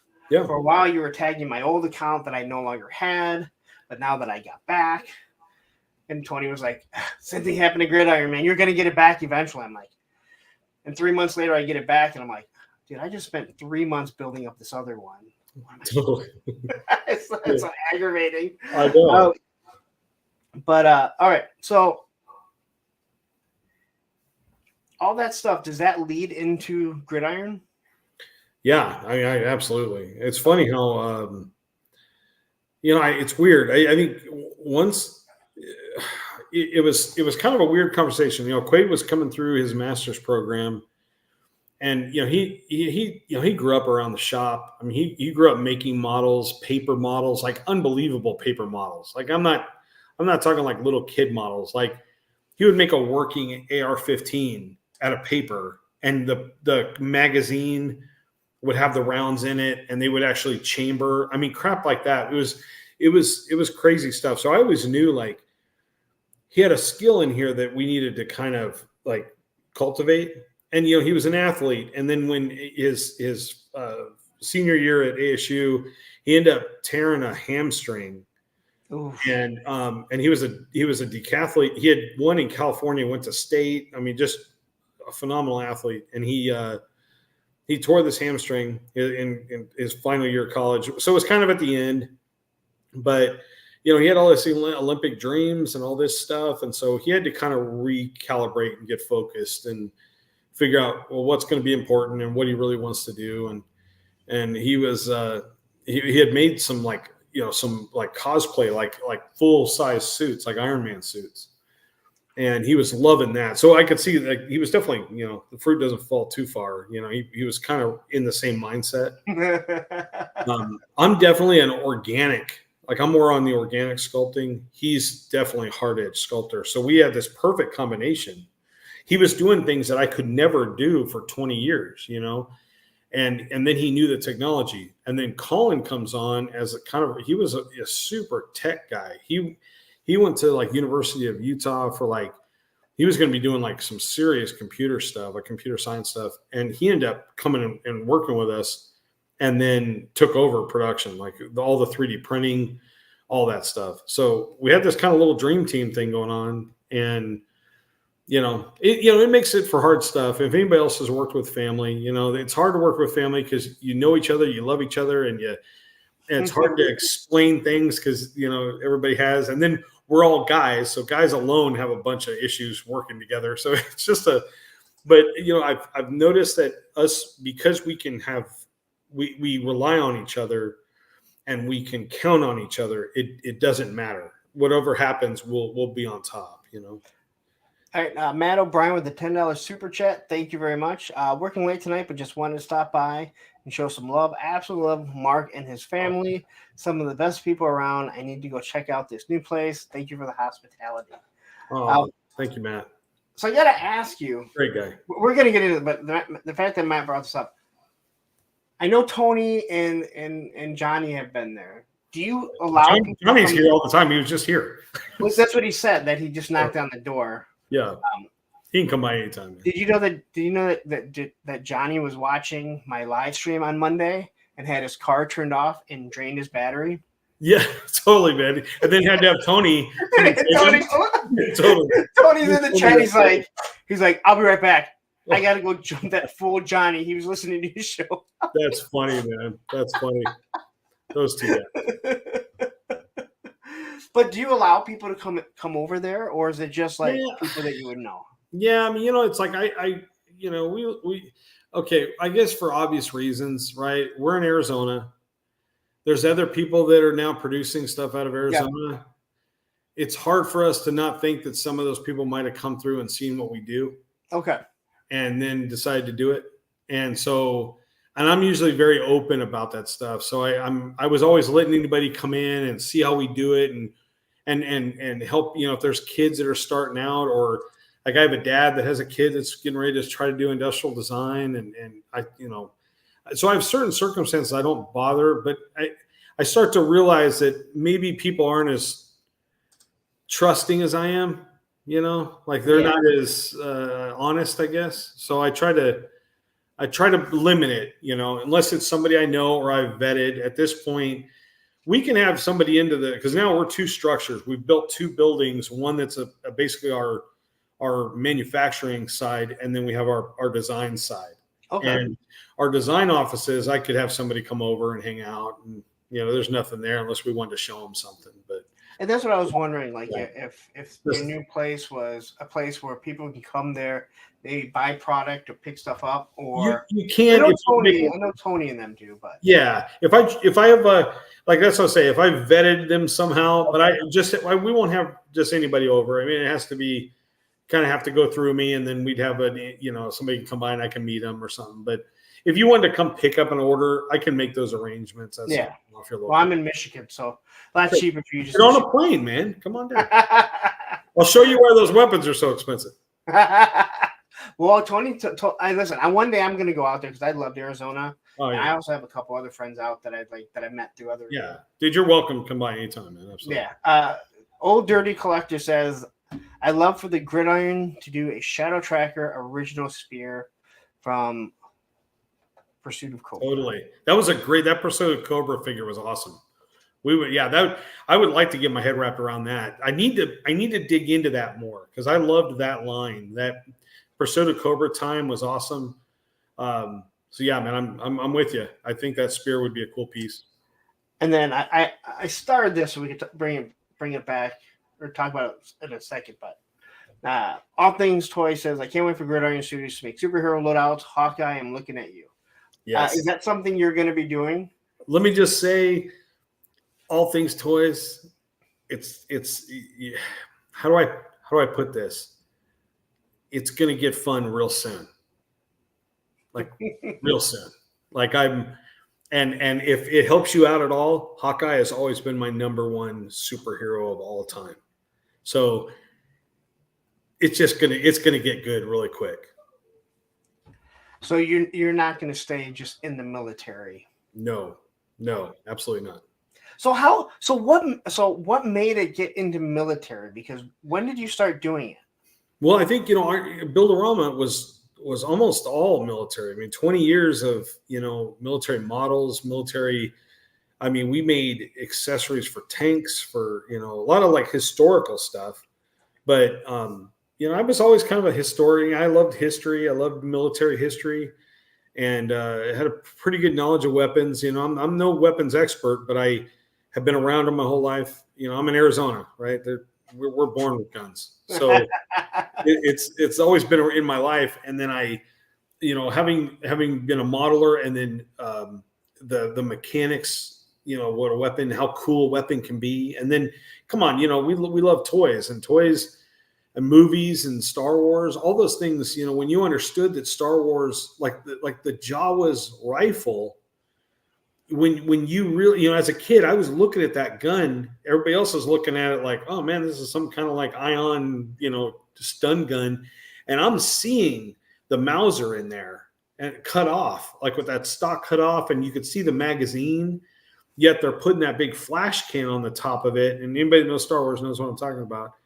They have that big flash can on the front of that cut off barrel.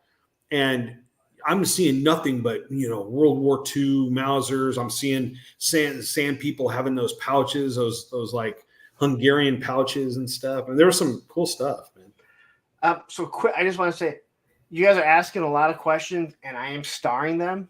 And I'm gonna ask him a lot of these questions when we get to the end, because I want to get through Gridiron, but try to do something a little bit different, or maybe makes more sense than trying to interrupt right in the middle. Whatever you need to do. Wait, so this we do have. Johnny needs to get a new phone and a laptop. Dude. He goes and then buys a shotgun. that boy needs a new phone. I asked him, like, what are you? It's borderline flip phone, man. It's brutal. Oh, it's now become the running joke. Yeah, I would love to have you on the show. And he's like, I can't. My phone doesn't do it. I'm like, what fucking phone doesn't do it these days? All you need is a fucking camera. Like, I send you the link. All you need to do is put it on a tripod. He's like, I can't. And Tony's like, dude, like, no, like. I've been hammering him about that freaking phone for a long time. And even in the beginning, we were kind of, talking about toy photography, and he was getting interested in shooting a lot of shots. And he's got to get that phone, man. That phone's got to, it's crucial. I'm doing it publicly, trying to embarrass him to get one, and it's still not working. I heard some good news tonight that there may be hope. Was he getting an iPhone 4? Yeah, exactly. He'll hopefully do an iPhone 2. Yeah, totally. All right. So, but I guess my question was, how did you get into the military? Like when you started Gridiron, was the classified line already out? Yeah. So we had this really weird moment. Like I still to this day, it's kind of funny. I was telling you, Quade was finishing up school, and we were coming back. My daughter was she got her doctorate, and she was working up in Utah. And I'm not a Utah fan, but we went up there and lived up there with her for a couple of years to help her. She was getting ready to have our first grandkid. And we went up there, and then Quade was getting ready to get through school. He was talking to me. I was talking to him. We're like, okay, well, what if we come back down and we'll start a small studio? And so him and I, literally, this is how Gridiron started. He gets pretty much done with school. We're sitting, we rent this small studio, and a kind of little industrial space, and it had a little shop area and a couple offices. And we're sitting in there, and we're looking at each other, and we're starting day one, and we're like, well, what do you want to make? And this is how we started the business. So like, we had no product to make. We had no idea which way we were going. We had made props before, him and I together. And then in fact, that's how Gridiron Studios was founded, because it had started kind of back in 2015. We had done some like Iron Man helmets, like authentic Iron Man helmets. This is way back before they were starting to make them and all that. And we were doing like football helmets, like where we'd put like football insignias on the side and sell them as kind of like a craft art business. And they were doing really good. And so we kind of thought, okay, we'll keep the Gridiron name. That's where the football came from, football name. Oh, okay. Yeah. And so we're standing there looking at it. And then I kind of looked at him like, what do you think, man? What do you want to do? And he's like, I don't know. And I go, well, and Classified had just pretty much, that first series had hit. And I looked, and I remember pulling the weapons and thinking, this is just not right. Like it, and we were all kind of a little disappointed in the figures too. Like the figures weren't quite right. There was some weird stuff going on there, and they had that game tie-in that no one cared for. And so there was some stuff, but there was also there was that little hint of, ooh, it kind of is what we had. There's if you rearranged it, you were like, ooh, that could be Duke. I've reviewed every single figure because I saw nobody comparing them to the O-ring figures, and I didn't know anything about it. And I will say, when I was looking, listen, if you want to go back and watch those early reviews, you can, but they were awful. I just literally set up a phone. I had no idea, I don't have to film the whole fucking time, right? But there are so many cues on that they did take cues from the original figures. Yeah, people don't look at them because they see the gold shin guards and and there was some just stuff I think that blinded people to it. But when you saw if you took Duke's gear off, it looked like Duke. I mean, there was some stuff there, and so then I was thinking, okay, we could probably fix this. I mean, it was kind of what I was in my head, and the funny part was, when we did a little research, because I was. We had these facilities. We were ready to go with 3D printing. We were ready to make products as more of a bureau or a service bureau.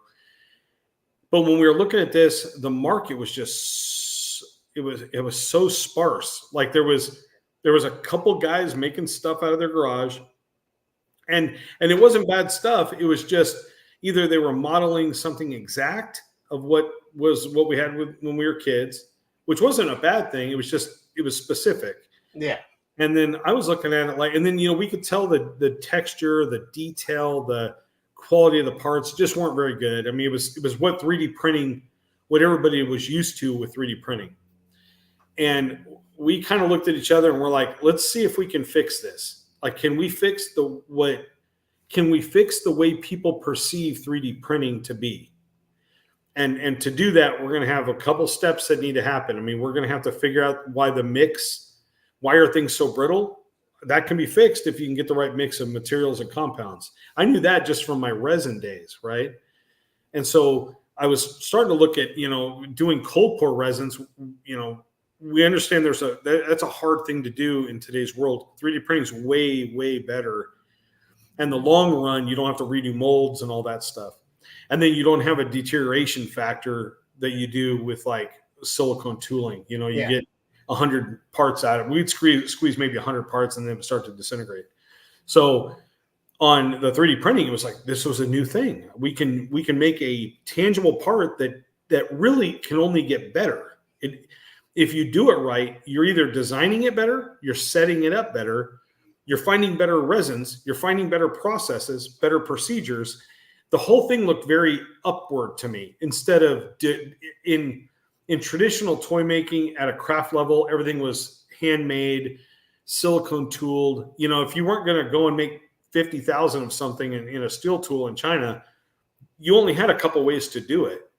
And the guys that were doing it out of their garages were doing a great job of trying to create a product. But then, we just noticed there was a couple real key things. Finishing was horrible. There was usually just, here's a gray gun from the printer. Yeah. And the lines, and you even mentioned that in your first, I was seeing some of your reviews, you're very keen to understanding those step lines. Steps were such a big part of this problem early on with the early 3D printer guys that they never really, it almost seemed like they weren't getting out of it. They weren't trying to find the fix. They were just thinking that's what it is. So we came in and just put all of our heads together and tried to solve that. And I think we did a good job of it. And I think that's how we got some market share early on. And then we had just a motto around the shop was, if we want to have a sustainable toy business in this market, we have to fight for market share. And if we're going to dominate that, we have to have a sprint. And our sprint needs to be to 100 products. As fast as we can get to 100 products, we can garner some market share. Because most of the other guys out there weren't making very much stuff. And I think by then we had second wave of Joe came out and we kind of fit right in line. AK-47s were coming out. In fact, that was my first thing to Quade was, can you make an AK-47 receiver? That was my first question. And he looked at me and kind of laughed because, this is the kid that was making paper guns, right? Yeah. And I'm like, hey, on that computer right there, can you make an AK-47 receiver? And he's like, yeah. And so literally by the end of the day, he had a receiver made. And because I knew if he could make a receiver, an AK-47 receiver that looked realistic and authentic, we could have 7 or 8 different models real fast, KJ Black Genghis. Some folks have the same small catalog they've been selling for years. Yeah. And that's true. And, that's fine if that's what you're doing. But I think when you look at wanting to grow, which is what it sounds like you guys wanted to, and this is a lot of what I talk about with like the toy tubers and stuff. Yeah. I go, I don't want to be doing live streams I don't want my Monday night live stream to have 12 people, 13 people, 2 years. Like, I want to grow. And it seemed, again, I'm a punk rocker. So like for a punk, back in the day, like, you're not supposed to make money off this. Well, guess what? That's what they do. You should want to be true to yourself, but you still want to grow. I think development, right? If you don't think, because growing that doesn't necessarily mean scaling. Scaling in business is a different term that's used. You can scale up, but I think growth is like how good you are, like how good you become. Are you planning on getting better? Because you have to have some kind of urge, or you got to be able to put your, really put your fist to the ground and say, man, I'm going to change how this is done. Even how I do. I mean, I can't even tell you how the guys and I, we go around and around week after week. Every Monday we have our meetings. We talk about how we can get better every week. There isn't like a man, we don't sit on any of this. We've made over 500 products, and we never even feel like we've made it yet. Like there isn't a time where we haven't recognized that we can do better than we're doing. And that's when you'll see like the Cobra Trooper, or like the infantry trooper, enemy trooper loadout that just came out last week. That was clearly like, that was taking a Cobra enemy figure and taking him to another level. And we had already done a lot of loadouts for Cobra stuff. And this loadout, man, once you put this thing on him, you're just like, that should have been done from the beginning, So quickly, Kelly King asked, do we miss the Monster Force talk? Any leaks or upgrade packs? Those figures, well aware they haven't gotten in hand yet. Just an anxious collector like everyone else. No, we have not talked about Monster Force, but I am going to ask questions because absolutely, I need to know a little bit. Oh, yeah. All right, so pretty much you jumped in after the classified. Yeah, right in line with it, pretty much. There's another military line that is also compatible with it. Yep. They do their own stuff, and I think they do pretty decent products. I mean, I think they make very good figures. Hold on, this makes me twitch a little bit. I get that little. I will admit, as more classified stuff comes out, your stuff, a few of the other companies that I purchased weapons for to review, I can't stop looking at the small little magazines. Yeah. I'm sorry, they don't fit. I don't care what anyone says. Yeah, they're just not scaled right. Yeah, and really, and in their defense, which I'm not really going to do that, but in their defense, it's just not with tooling, like injection molding. That's just something it's always going to be a problem, because that wall thickness has to be almost. I mean, it has to be substantial to be able to be tooled correctly. Yeah, And I can tell you, I can say this. When I did the show with Lenny, one of the things we talked about was, he said, he was talking about your product, and he said, we could never give you the detail that Gridiron does because it's mold injected. That's exactly right. So that gets into Monster Force. Oh, and really, and I'll just interject one thing right there. And Lenny's one of my favorite dudes. I mean, he really is kind of I think he's one of our final holdouts, right? And we were talking about this. I mean, he's one of us, and he's bringing a product that we all love so much. Yes. I know I'm thankful that he's in the position he's in, but he's always been supportive of us from the beginning. And I think he understands. I mean, our whole goal has been to make the figures the best they can possibly be. So it's the limitations that they may have in injection molding early on, like the first probably year that we were in business. I mean, this is now our third, we'll be almost into third year in another month. The first year, everybody was just hammering us like, well, you're doing 3D printing. Why aren't you injection molding? You need to be injection molding stuff. And I kept trying to tell them, I've been in this business for a long time. The thing I was noticing that we were doing, I knew we couldn't do that injection molded. And so the question I kept asking, because I was trying to get a consensus initially, was, because we have the constant topic with Gridiron is cost, right? Everybody, it's always a thing and I understand it. Money is important. And it's one of those things that I've explained it to a lot of the people that we've talked to about it. They get it. And once you get to understand what our process is, you understand this isn't us just taking some prints and throwing it in a bag and hope the best for you guys. We stand behind all of our products. If you have a problem, if something's broken, you send us a picture, get it. We want to get you a good one in hand. And I will say this. I've never heard one person, every person that's ever said, yeah, I had this break. And when I contacted them, they just sent me out another one.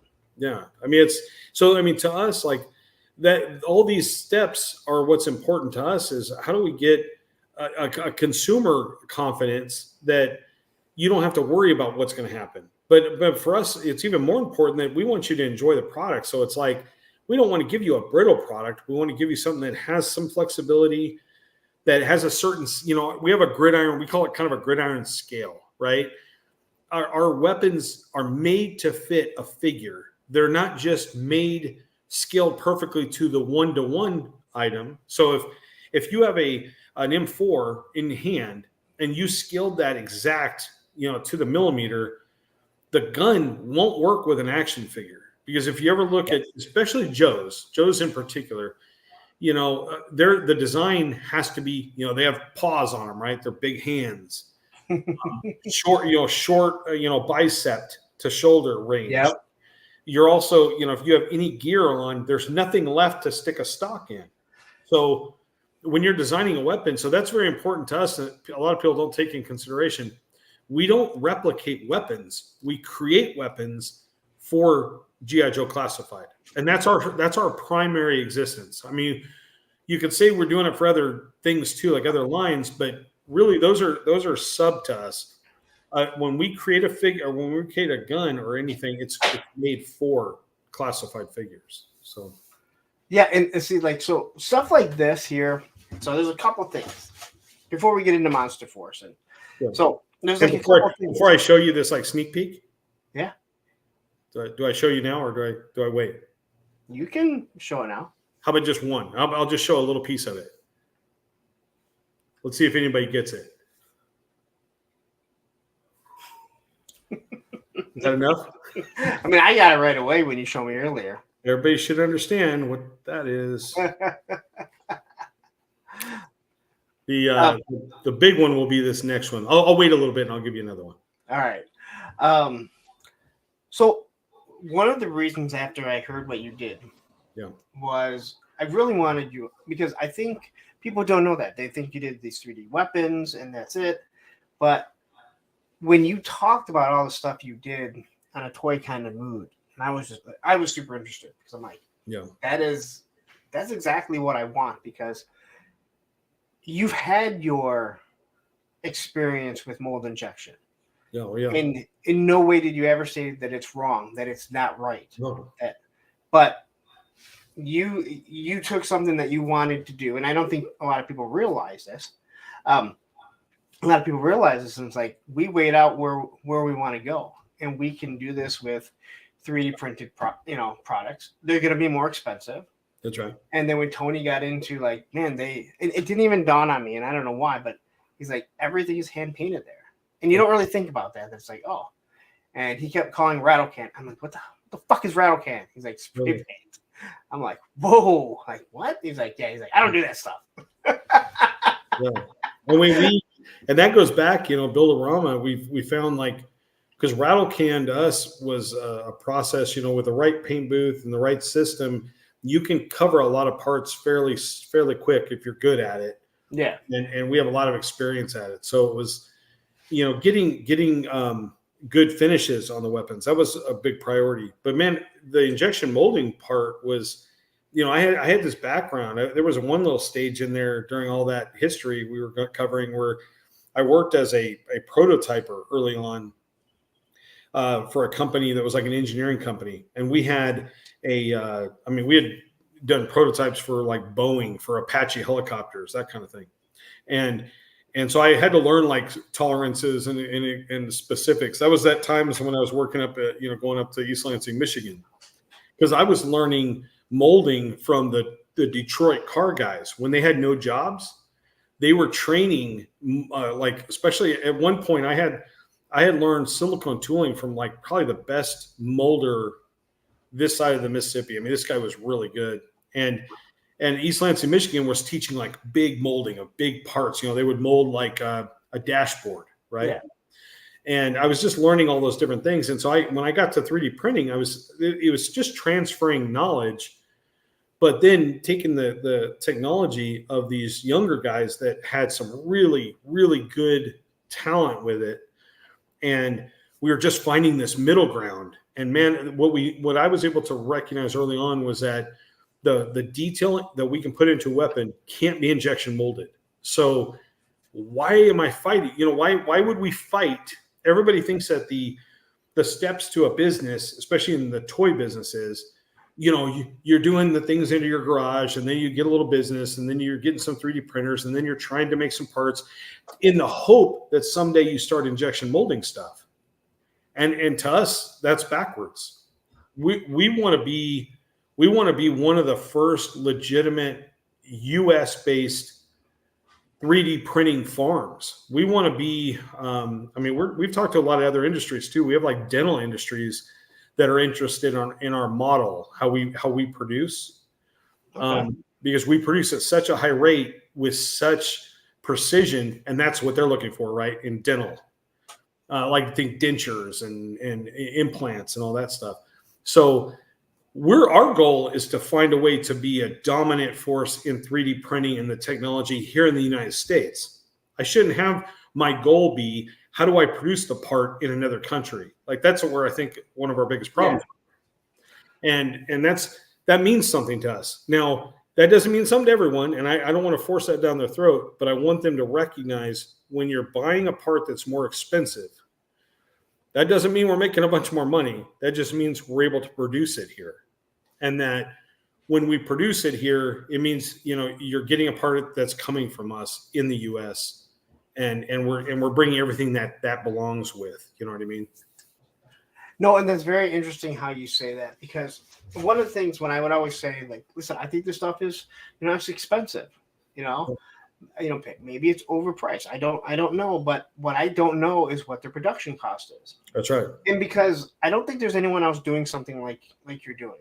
Yeah, and I could tell you that's where I had a problem with your overpriced statement, because I believe that was premature. I believe that until you know where it's coming from and how it's being produced, it's like saying a Lamborghini is overpriced. You are absolutely correct, and I go back to when I say like a Super 7 Ultimates is overpriced. Well, I'm comparing their $55 figure, which I've had in hand, numerous ones, compared to a $55 Mythic Legions. When I look at the Mythic Legions and I'm like, this paint is miraculous. The weapons that they're going to give you, everything on here. And then I look at the Super 7 and I'm sorry if you've ever watched, they make trash.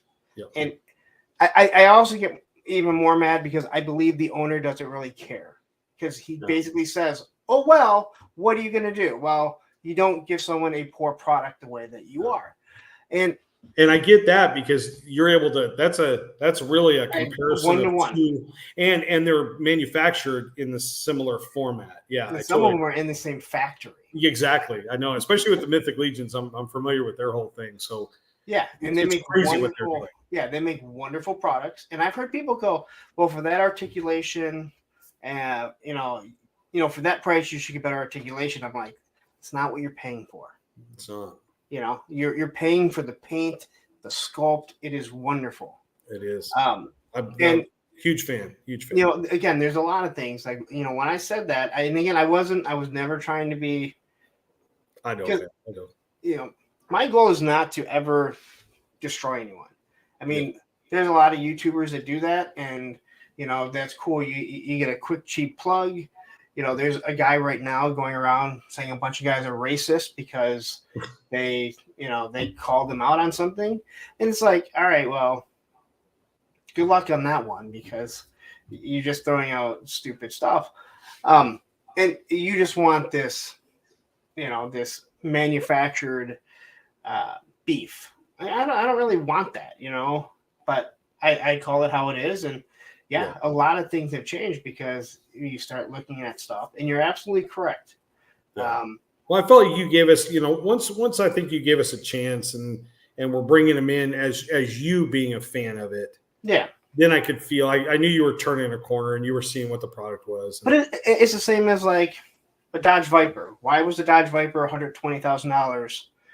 I could buy my Dodge Neon for $20,000, and it has 4 doors. It can hold more people.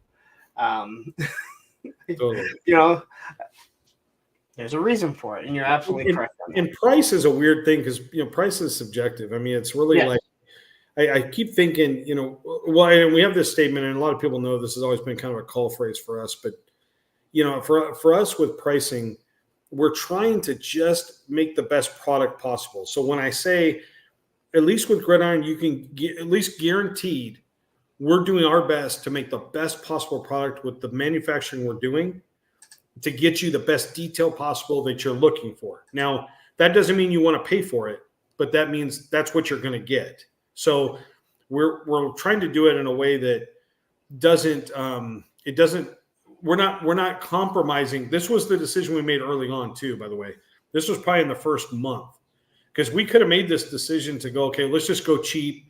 We won't do this. We won't do that. We'll cut this price. We won't worry about this material. We won't worry if things are brittle. We'll just do it. And what we noticed is how we decided was, that's not us, man. Let's make the best possible thing. And our prices, look, in 3 years, we haven't upped anything. We run the same pricing, even though the market's gotten worse, or we get different, inflationary things. We've still been able to hold on to that price. So that's our goal. If we can give you that at the best price possible, that's what we're going to do. And we will never be the cheapest, but I guarantee you we've made every effort possible to be the best. No, and I think your stuff is quality. So before Jeremy, I have your question started. We're going to ask it at the end. So don't think I'm ignoring it. But I got to ask about Monster Force. Okay. And I know you're doing weapons for Monster Force. Is that correct? That's exactly right. Yeah. We're doing all our accessories. Yeah. Okay. You're not designing. And did you design the weapons for the first couple figures? No. So their first. Okay, thank you, because those things were trash. So those things are bad. Well, what the funny part was, in their defense, I think, so the thing I can tell people here, that's exciting, is that if you've understood what this monster thing is all about, and you really let your head wrap around it, this is what happened to us. Because we get a lot of calls for people wanting us to make their weapons and make their designs, like for accessories, and there's a couple that I wish we had. We just didn't have the time. At one point, like those figures you were talking about, Delta with Ken and all those guys, they'd come to us to make some weapons, and we just didn't have the time at that point. We were just kind of up and coming, and we were trying to make our move. And they had a good idea back then. And so I was excited to see, and Ken sent me a case of those, and they're great little figures, man. I think they did a great job. Yeah. But, as far as like Monster Force, when Bill contacted us from Monster Force, from Fresh Monkey Fiction, his, right away, he's a different thing. He's proven himself in this industry with several lines, and Yep. so it's not like this is a guy that has a great idea that's trying to make something work. This is a guy that's had functioning, a functioning line of figures get produced, get out there several times. So, and I was a huge fan of Eagle Force as a kid, going back to that movie. The little gold figures. Totally. Oh. In fact, I told Bill, hold on to those gold figures for me because I got to get those. So quickly, we were talking about that, and I was talking, like, people don't remember them, and we're talking about how they were weapons. Yeah. And then we don't remember who it was, but someone was like, I hate those figures. And we're like, how can you hate those? He goes, because he would put them in his pocket to take, and he goes, he remembers taking them out, and they fell in the snow, and they just went right down, and he couldn't find them. Because they're so heavy. Yeah. And you're like, oh, I can totally see that. Totally. Well, they were such a cool little figure with the weapons and all that stuff. Yep. It's cool. But anyway, when I saw that, I saw it, I was kind of doing some research on him, and he was just asking us early on, like, hey, how do we feel about doing this, and maybe doing a couple things. And then I started looking into it, and then started seeing the designs on the first wave, and the designs of the figures were outstanding. I don't think the weapons, they had some issues. I wasn't all hot on those. I could see where they are what they are. Yeah, they seem like those weapons were meant to what they kind of wanted to do, but yeah, and you got to remember, this is a toy company, so they outsource basically their art that they need to produce the line that they're trying to make. And by doing that, sometimes you're just subject to time and schedules and cost and all that stuff. So what they got made was what they got made, and in that first wave. But what I can tell you about Bill is he's actually trying his hardest to make sure that this line is evolving and getting better and getting better. And one of his steps was coming to us to see what we could do to help with the weapons. And we hit it off right away.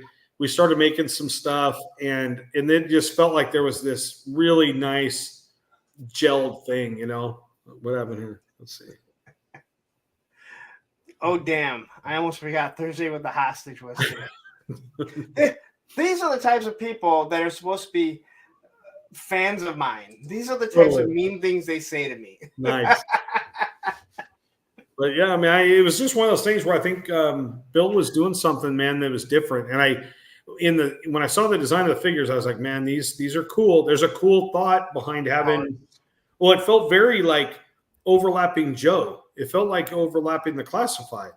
Yeah. And if you wrap your head around that, I think Dr. Mindbender and Serpentor and Bats, it all makes sense that there'd be a Monster Force in here, So what I said about Monster Force is that it is such an original line, such an original idea taken from something that is so unoriginal.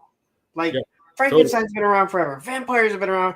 But then to take it and then you create this story, this lore where you're just like, this is awesome. This is I don't think that like this has ever been done before. No, and that's what I was noticing. Like when he was sending me all like the backstory stuff, and I was reading through, and with the history and film, I was seeing all that stuff, and I was like, man, he's done something completely unique that also ties in exactly with what we love already. So that's the magic button, right? And he's doing it in a way that, it's interesting. The designs. So if anybody wants to rest, put their mind at rest, is this line ever coming? And we hear all everybody talks about how this, it's never going to happen and all this kind of stuff. And I'm telling you right now, I personally have in hand, I have working models, the actual paint, the master models that he sent me. So I've seen the actual figures that are being produced from the factory. So I know the final. I've heard. So I've heard. Yeah. And the thing is it's there's no secret here. He's been pushing out, showing pictures of some of those, some of the test prints, and they're so good, man. The materials they're using, the way the loose kind of stuff is floating on. I don't want to go into it. I just want to tell you guys. Yeah. this is a legit thing. I wouldn't be doing it if it wasn't. You guys know who we are. If you understand the quality that we produce, we wouldn't have anything to do with these guys if I didn't feel like he had everything in line. And so when we decided to finally go past a couple weapons, we just had a talk and said, you know what, let's do all of it. And so here on out, we're doing all their stuff. And we did even a huge piece, a big GAU 19 for they had a Sasquatch guy. I think he isn't coming out, but we did him for Joe Fest. Yeah. Ed Action Figs right here at PowerCon, we saw it. That's right. Ed loves Sasquatch, anything like that. So gun, we made that gun with the back triangle, right? Yes. And it was about like this big. It was huge. It was big because that's a big figure that it was on. It was, and so but fun stuff. That's thinking out of the box, right? Oh, and I can tell you too, the other exciting part is if you like what we do, like how we design stuff and what we do, you can also rest assured Bill's awesome at our collaborations are really, really smooth. It's not him forcing us to do anything. He's a story guy. So he's really about the backstory, the character creation, what the environment is, all that stuff. When it comes to like weapons, he's like, you guys do this. This is what your job is. You guys come up with cool stuff and we'll talk about it. So almost even that Sasquatch, when he asked me what I thought he should have, that was the gun we decided to create for him. And he was good with it. So will these weapons be that vaunted word, mold injection? This is the exciting part. So they will be with their line. There will be the injection molded stuff that's coming through. And of course, there's a bunch of conversion stuff that has to happen. You're going to have a base gridiron design, but it has to be moldable. So there's certain things that it's a concession. But the fun part is not only does this offer up, the economic sense to some of the weapons, right, that everybody is worried about, but it really gives he's planned a bunch of accessory packs. So this is a chance to get some gridiron designed weapons that will be more affordable in a way, right? So there's always going to be a benefit to that, but more importantly, and I don't know if it's been officially announced, so I don't want to say too much about it, but we will be having upgrade kits specifically for their line that we produce. Exactly. So like how we do loadouts for classified. So exactly. You'll get an expensive one from us. It'll be perfect. So if you wanted to have something really nice for your figure, we'll be able to produce that. So there, and a lot of people ask this. So will there be? You did say there are going to be weapons packs that they're planning on doing. Yeah, he's already shown. I think there's been some that were coming out, or he's really teased a little bit. Yeah, there's some accessory packs that are out there. Because there's a lot of guys. I know Ed, myself. I think my other moderator Matthew. I'm all in on Monster Force as of now. I mean, Yeah, good. And I recommend anybody that's into classified at all, Monster Force is a no-brainer. It's gonna be fantastic. And we really don't have that much skin in the game. We're just making some cool accessories for them. Yeah. But for us, I think you could tell we're so much into the game that I don't know if you saw the limited edition figure thing. Yes. Okay. So when we came across that thought, he was talking about some of the ideas of maybe incorporating a destro type figure or a weapons figure. And it was pretty natural, right? Gridiron makes the weapons. So, it was like this perfect mutual thing. Well, why don't we make a gridiron figure, and it'll be the first one in the line. It'll be the first gridiron figure ever. And it has the potential for being something really great because it has a factional side because of the fact that if you think of it in terms of the mercenaries of the story or the Destro army of the story. So there's a lot of fun stuff that him and I have talked about that. I don't want to say. Yeah, we kind of put 2 and 2 together, and I thought that was really cool because it's so basically Gridiron is being put into for the first time ever. Yeah, It's just they're the weapons manufacturer. that's right. So And it's kind of, you're cool in that way, right? Like, yeah, and you have a name that does kind of work. totally. Yeah, it makes sense. Look at it and be like, this is stupid. Yeah, and then it got even better when we put my head in there. Come on, man. To have this on your action figure, that's a no-brainer. That's an easy sell. The problem is you don't know if it will fit on a classified figure. Well, I can tell you it's all very universal. All right, so Does that help you? well, yeah, but the problem is with classified and always changing their stuff. I know that's going to be an issue by itself. But put it this way, you'll find a post that'll work. Yeah. But Lenny did say that by 2025 they'll all be on the same head post. Thank God. I know. I don't understand that either. I mean, you don't understand for us, man. It's the nightmare as an accessory manufacturer. Helmets and heads, and I told Tony, I'm like, your next video, you need to do how to drill out the heads with a Dremel and everything, because people don't want to ruin their own figures. Well, but if they see a customizer do it. Well, I can tell you, like we were even talking, Johnny and I were talking. So, I'm going to give you another sneak peek right here in this ongoing sneak peek presentation. How about we go with this? Man.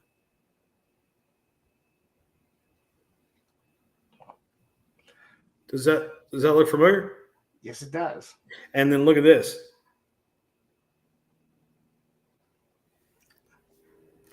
And then, first time ever, Lawrence, right here on your show.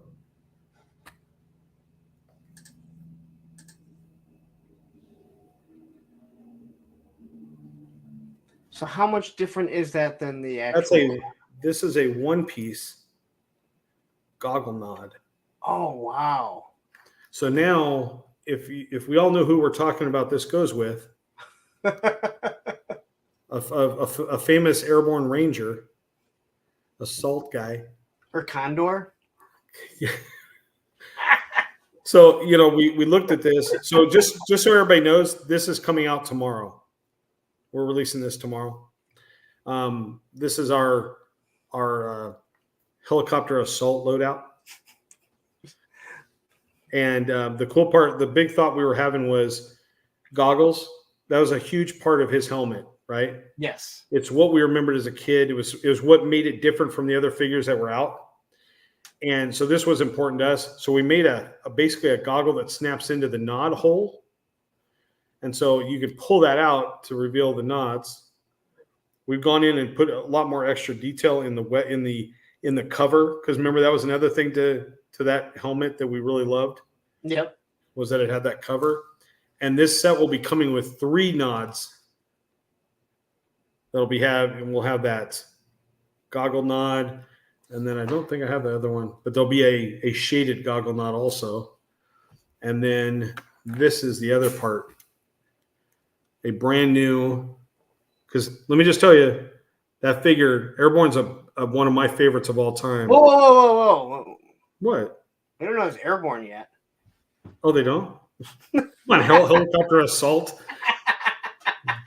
So this is a whole new backpack setup. We went in and sculpted the new bag set. By the way, first time everybody's seen this. This is our new bag with the bedroll. And then better yet, so this is kind of a cool little feature, and this was Quaid's idea. If you see, there's this little tiny detail in the front that looks a little new.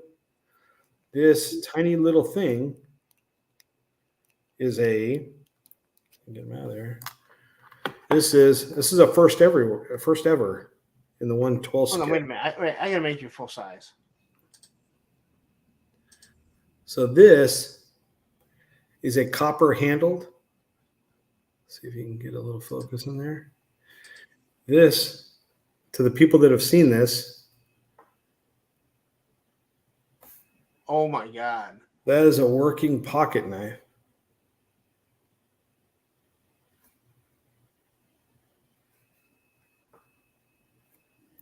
And we've made the copper handle because let's just say Mr.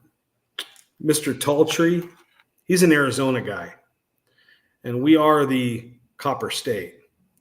So we had to throw in a little copper love to our only Arizona Joe ever made. And so Airborne's special to us, man, here in Arizona.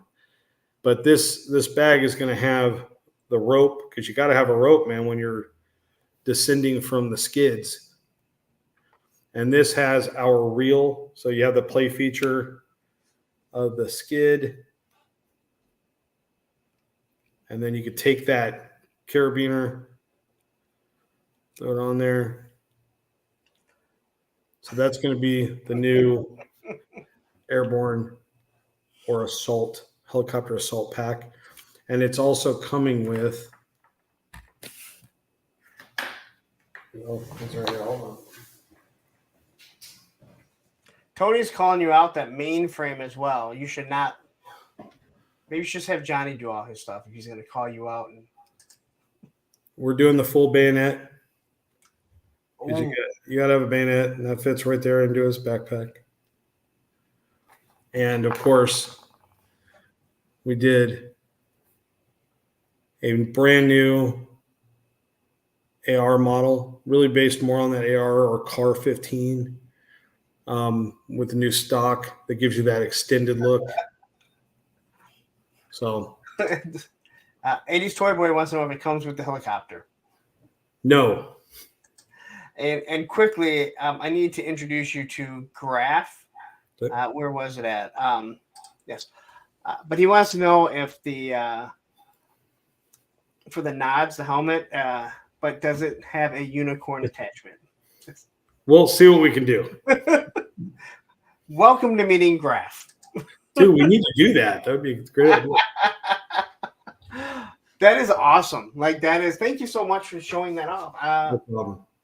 It's coming out tomorrow. I was thinking this was perfect with tonight's show and getting to know you. So that's good. Oh, I'm definitely excited to see it. You know, I got to watch what I'm buying, because I don't know if you looked, but Hasbro decided they're going to release every single classified this month. Yeah. We're going to release the this figures, loadout tomorrow, and I don't even have the figure yet. So, only Canada's gotten them. Yeah. So I'm still here. I'm still here waiting for Kid to send me one. I mean, I'm right by Canada, so I got mine. Yeah. That's nice. So we're gonna have to really stay in touch. But it'll be okay. We've done a couple figures like this where we've done the loadouts prior to release, and this one's really close, so it should be good. But you know what? So one of the biggest things about a lot of these, loadouts is it doesn't have to go to just that figure. No, especially this one. This one has kind of a cool assault feel for stalker, for really anybody. That helmet looks really good even on a Recondo, which you don't think Recondo on a helmet, but the way it's designed, it actually fits over his hair really nice, and the goggles are really cool. So, yeah, I mean, I took, this figure, your Recondo loadout. Yeah, totally. I'm sorry. This snow job head was too good not to throw in a bin. So again, he can't be in the snow all the time. Yeah, it's a good old Joe feel too. Almost looks like the old Joe. Yeah, and I was trying to figure out something to do, and I'm going through all the loadouts, and I'm trying to figure out, because I had another loadout from another company that I didn't just really care for, and I'm looking for something for him, and I'm going by that Recondo loadout, and it's not even dawning on me. Like, I put it on that buck. Yeah. Why not just get this? It makes him a completely different figure, and then I remove the tiger stripes, and totally. So, and that was a good figure anyway. For I'm not all into the Tiger Force stuff, but that camo pattern was pretty cool. It wasn't bad. Yeah. And I really want to get the camo pattern, because you wouldn't have two people wearing the exact same thing. Yeah. With that stupid pattern. with the Tiger Force. With the Cringer pattern. That's right, Cringer pattern. All right, so where do you see Gridiron going from here? I mean, you kind of talked about it. It sounds like you don't want it just to do you talked about with dental work and stuff. It sounds like you want this to be more than just a toy company if it comes to be. Well, I think, the way I'm seeing all that is those are all basically like those kind of situations or opportunities. Those are really like, those are almost like because once you have a system, we're basically would just be creating a system for a particular industry.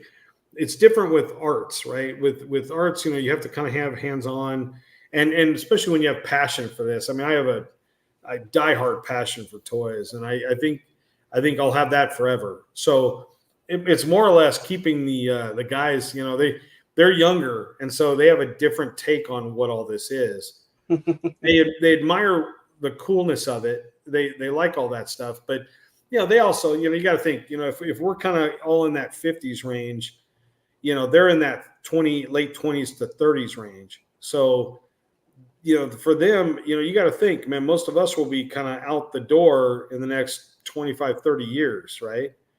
And so it's kind of one of those deals where either we're already gone or we're almost gone. And that market starts to dissipate. So for them, I think it's important that we're looking ahead, for some future stuff.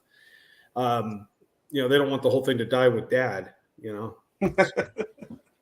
but they're smart, and they've got a good headset, head on their shoulders for all this stuff. So I'm just trying to get it where they're doing something they love to do. So what's going to happen, I think we're excited to announce, I'm going to give you another little nugget here on your show is, we're doing Joe Fest, and this is a big show for us. We're coming a long ways, and we have a huge appreciation for everybody that's been behind us.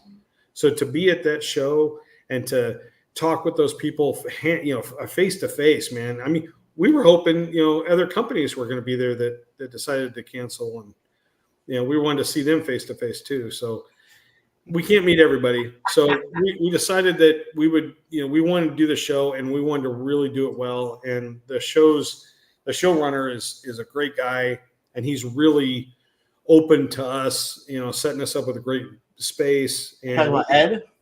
Yes, Ed's a great. I'm supposed to have Ed on in a couple months, like a month before. Yeah. So as long as that goes through. He's a great guy, and he's got a lot of passion for this too. And I love connecting, and I can feel it in you too. That's what I was hoping, with us not knowing each other, but I can feel it, man. We all have this mutual thing. It's really a fraternity.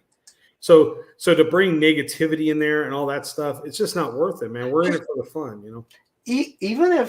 For me personally, even if I thought like, hey, I think this stuff is overpriced, and I'm not saying I do, but overpriced to you, like you don't want to, exactly, because it could be that you don't have the money to spend, right? Yes, and that's what I say to people. I go, listen, if you say that this vamp back here, if you say, hey, I'm sorry, I don't think a toy is worth $100, that's fine. Yeah.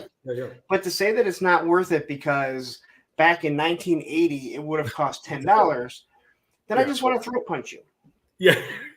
That's not an understanding of anything, right? Because that's saying that there's been no growth in the the inflation in the dollar, right? In everything, but it seems like toys is the only thing we really bitch about.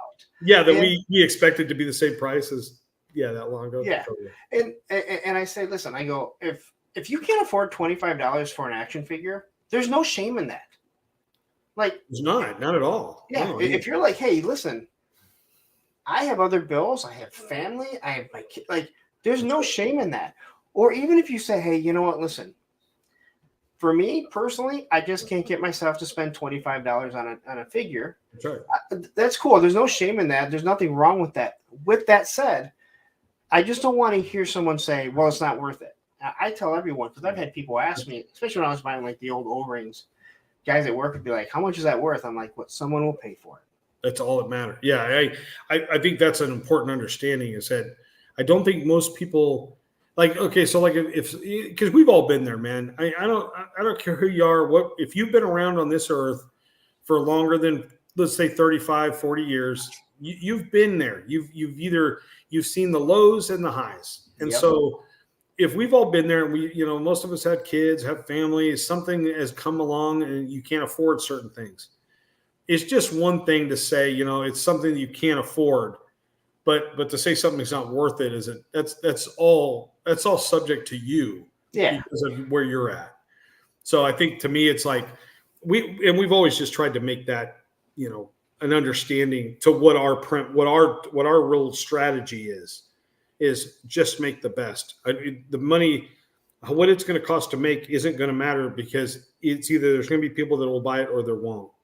And they'll tell us if we're going to have a business or not. That's the market. Yeah. And like I said, again, I think I'm glad you and I talked about it. I'm glad you understand where I was coming from. And again, I just don't think we knew each other. I don't think we knew the process and what was going on there. So no, and again, listen, I say this, and I will not get into politics. I won't get into politics, but it goes for like politicians too, right? Yeah. It has to do with, listen, you can say that, hey, you're going to support something, but if new evidence comes to light that you were wrong, there's nothing wrong with changing your opinion, because, okay, well, you know what? I saw this, and this is what I thought. Yeah. And initial perception, right? Like whatever you thought initially, and that could be carrying through. Yeah, I totally agree. So there's a lot of those, and again, I'm very open. That's why I don't delete stuff. I don't try and hide from things that I've said, because anything that I've ever said, it's like it's come from me. That's right. Well, that's integrity, man. That's how every human should be. There's just should be integrity, but you don't see it very often. Even when I get angry and I start yelling about Viper Island and the piece of shit that he is, listen, I'm controlled. I know what I'm saying. Yeah. Well, I think everybody understands. Like, so there's certain premises that most people get. So Action Figs, one of my mods. Don't worry, Mark. Lawrence often opens his mouth before really thinking about what's coming out. Even my mods are mean to me. And that's why I don't pay them. There you go. So do you mind? You get what you pay for. Yes, exactly. Exactly. Do you mind answering a couple questions? Please, man, go on. Shoot. So I have one before we start, and I kind of felt stupid, and then someone, they didn't answer it. They told me. So this was one of the free guns that I got. Okay. Yeah. Let me make myself full, just so people can see what I'm talking about. Yeah. And it's this combination. What is it again? MP5 with a harpoon gun. Yeah. Yes, spear gun, right? Oh, I got yelled at for calling it a harpoon. I call it. It looks like a harpoon. It's cool. Okay. Call it what you want, man. Who cares? All right. So I got it as a freebie, and when I did the review of it, I was trying to remove the magazine and did not remove. And then someone said none of their freebies have removable magazines. That's exactly right. That's the distinguishing factor. Yeah. Okay, and I have no problem with that. But do you have that anywhere on it that you let people know that? It's kind of been going. It's really been from the beginning. Like so. Okay. I think we started posting in the beginning, and everybody's been with us long enough, and they figure it out along the way. But I kind of figured, but I felt like an idiot. I'm like, because all of our freebies, there's two things. Like when we run our freebie events, which by the way, last nugget of the night is tomorrow is our starting at midnight tonight or tomorrow morning. Midnight, we start a 3-day freebie event for St. Patty's Day. Okay. So there'll be 3 all new freebies that are coming right now. So our freebie event. So what's been a cool thing in the community, especially with our Gridiron group, is the freebies are a chance for us to design a weapon that doesn't have to go into our main line unless we see that people kind of get around it. And the freebies give a chance for everybody to kind of almost like give it a test run. You're getting it with an order. Most guys are coming through on the weekends, making an order. There's no minimum in your order. I mean, you can come into our site and you can literally buy a $5-6 gun and you'll get a freebie for that day with it. So we don't have any requirements. All it is most people kind of get it. We have a flat shipping rate. So if you want to buy one gun for $6 and pay $5 to ship it and then get a freebie, that's fine. But you can also if you want to get a bunch of stuff and your order was 200, your shipping is still $5. So that's just how you want to do it, Johnny, I love the freebies. They make great background pieces for my armory deck. Listen, I've heard about your and Tony's little scam. All right. So you may be fooling all these people here, but I know your little scam. They have so many guns. It's just absurd. All right. So quick. All right. So I was going to answer your question about the mags. So the mags on freebies are not removable. Well, it's the only way for us to be able to produce them as fast as we need them for the freebie event. Okay. If that makes sense. We can throw a bunch of them together. We don't have to worry about the separate mag fits, all that. We offer that gun with that removable mag on our site if you want to buy it separately. So it's that way. So my guy Greg, he's one who 3D prints me stuff and drops it off. He's like, hey, I screwed up this his tank. Do you want it? I'm like, I don't have room for it. Yes. He says, damn, I just ordered a bunch of stuff. Come on, Greg. You know the story. It's gonna, these freebie events come and go. You'll want what's coming this weekend though too. It's fun. And man, we combine orders. He probably already knows that. Okay, I can get it out. And quickly, Wraith Mace, $5.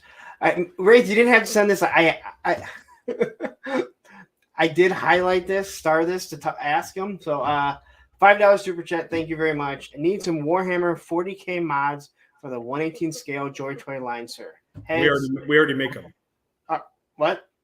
We already make them. We have 2 models right now. Oh. If he goes to our, it's in our guns section. We have a Warhammer section or a 40K section, and we've done a bolter in an AR style and a bolter in an AK-47 style. And I think we've done 3. We did a bolter in an MP5 style, and they're awesome. I'm a huge fan of Warhammer, so it was important. And I'm a collector of that Joy Toy line. So if you're interested or thinking that my head's on that, I'm going to try to incorporate more as people kind of get familiar with us carrying it. Okay. All right. So let's get to some of these questions that people have. So if I don't see what's going on here,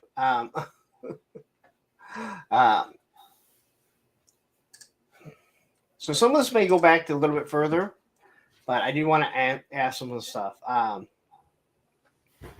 Okay, so Greg is wondering what 3D printers and materials do you use, or is that a secret? Like you? Yeah, I mean it's a hard thing because it is a secret, and because I like I said in the beginning, I was a little more open with that stuff, and then I realized that people they'll actually take that information. so we work very hard to proof out machines, to proof out like brands, and we have a great line of communication with these brands for resin and everything else. So I don't like to really talk about that stuff too much because it's like asking what McDonald's secret sauce is made of. Can I ask about how much the machines run you? No, but you can. I tell you this. I'll tell you that we run consistently the top res. We run the top resolution machines constantly. Okay. So that means we don't sit around and buy a machine that's old and hope it's going to make parts. We want to evolve to the most. We revolve, like Colin runs all of our production. He's constantly evolving machines. So I can't really answer it because we're constantly changing, but it's I think because I think some people, and like I said, I told you, I don't know if I told you on the stream or before that, like I said, I have a place that has our copier. They do 3D printing, and they are $30,000 3D printers. Totally. Where again, he's like, that's pizza. I'm like, it looks like I could eat that.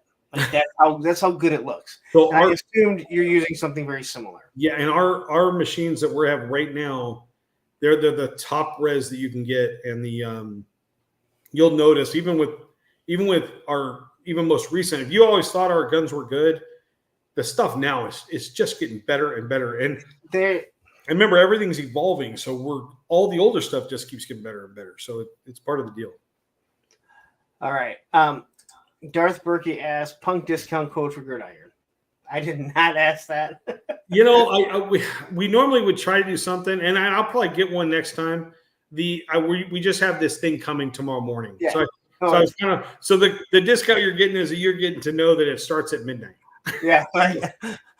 I did not ask for that. No, I get you, man. And I usually don't mind, like when we do these shows, I can run one. And now that I know who you are, maybe we can work it out. So we can talk. I mean, we can talk later. I'll make sure you're taken care of. No worries.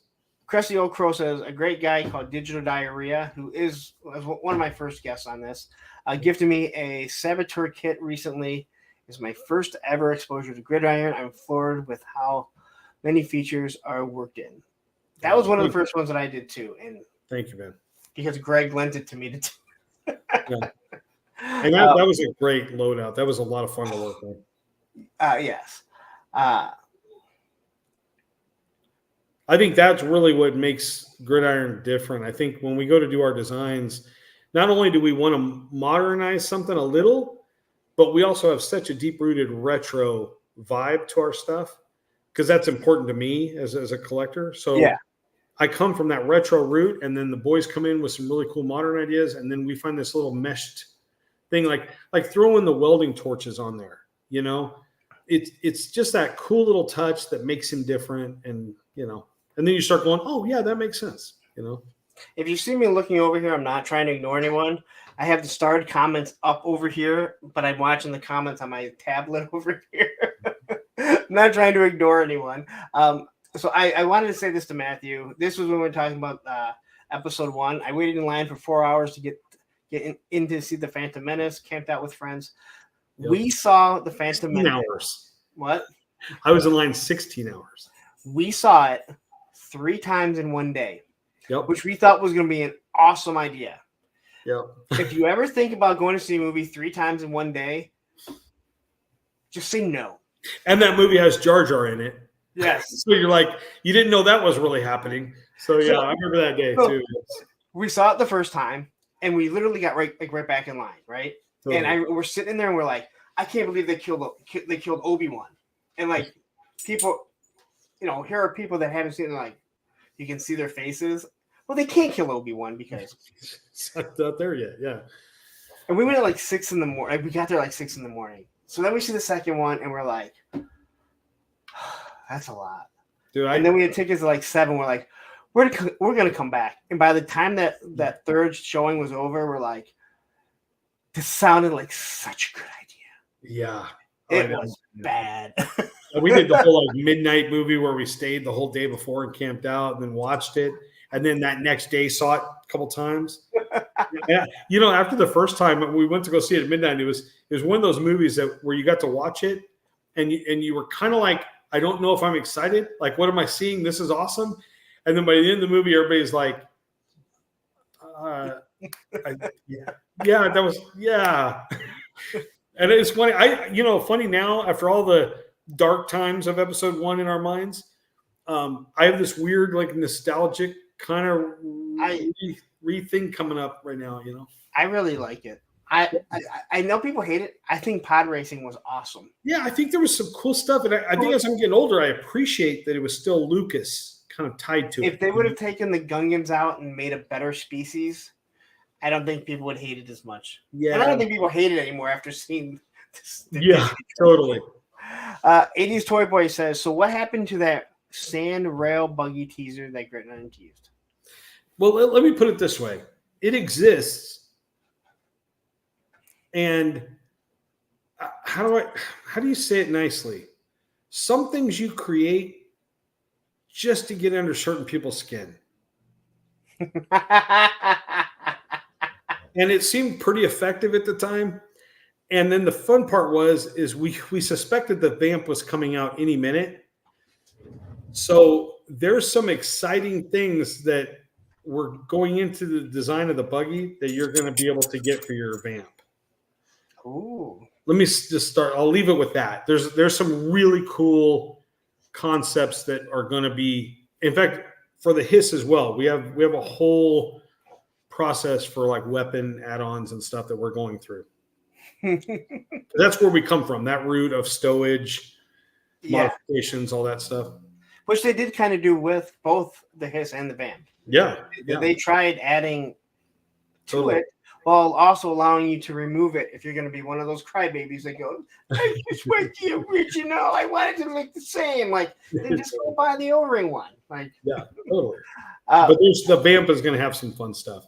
And the sand buggy is technically still in existence. So so KJ asked, Mark, the folding stock on the Ultimate Trooper loadout is next level. KJ said, and I don't know if it was his, he said it on his stream, but he said it in a group that I'm in with him. He's like, anything with a folding stock, you got me. Dude, and let me just tell you, let me take a second to shout out. KJ's my guy. Like, we go back, and man, he's just one of the truest guys in this industry, man. If anybody has a chance to come across him in their travels, dude, it's a pleasure. I've had a chance to meet with him personally. We were at Comic-Con and shot the crap all night one night, and he's just a genuine dude, man. I mean, I know he's starting his own YouTube stuff going on again, and he's just one of my, dearest guys, man, for sure. All right, Patrick Strauchel says, Mark, what happens in the design process? You guys constantly nail theme sets like the ones displayed recently with the medic spirits. Do you try and make your dream loadouts? Absolutely. So the root of our design starts with, literally it's coming from my 11-year-old self. So I'm not worried about market. I'm not worried about what's going to sell, what's not going to sell. Those are all kind of details that we don't worry about. And I know that sounds funny coming from a company, but we found that if I get to the root of the nostalgia, if I can, and this isn't like something we all agree on all the time, because sometimes they don't understand the nostalgic part, and sometimes I don't understand what can't happen. So we find this balance where we put together what I find to be like the ultimate loadout for me as a collector, as really like somebody that's a super fan of G.I. Joe. I want to make that, and I want to make that for everyone, whoever wants to buy it, right? And I really, to be honest with you, I'm the one that shoots all the photography. So if you don't like the pictures, I'm the one to talk to. But I have an issue. Good. Here's my issue. Sure. I want to put it in my Monday show. Yeah. But I can't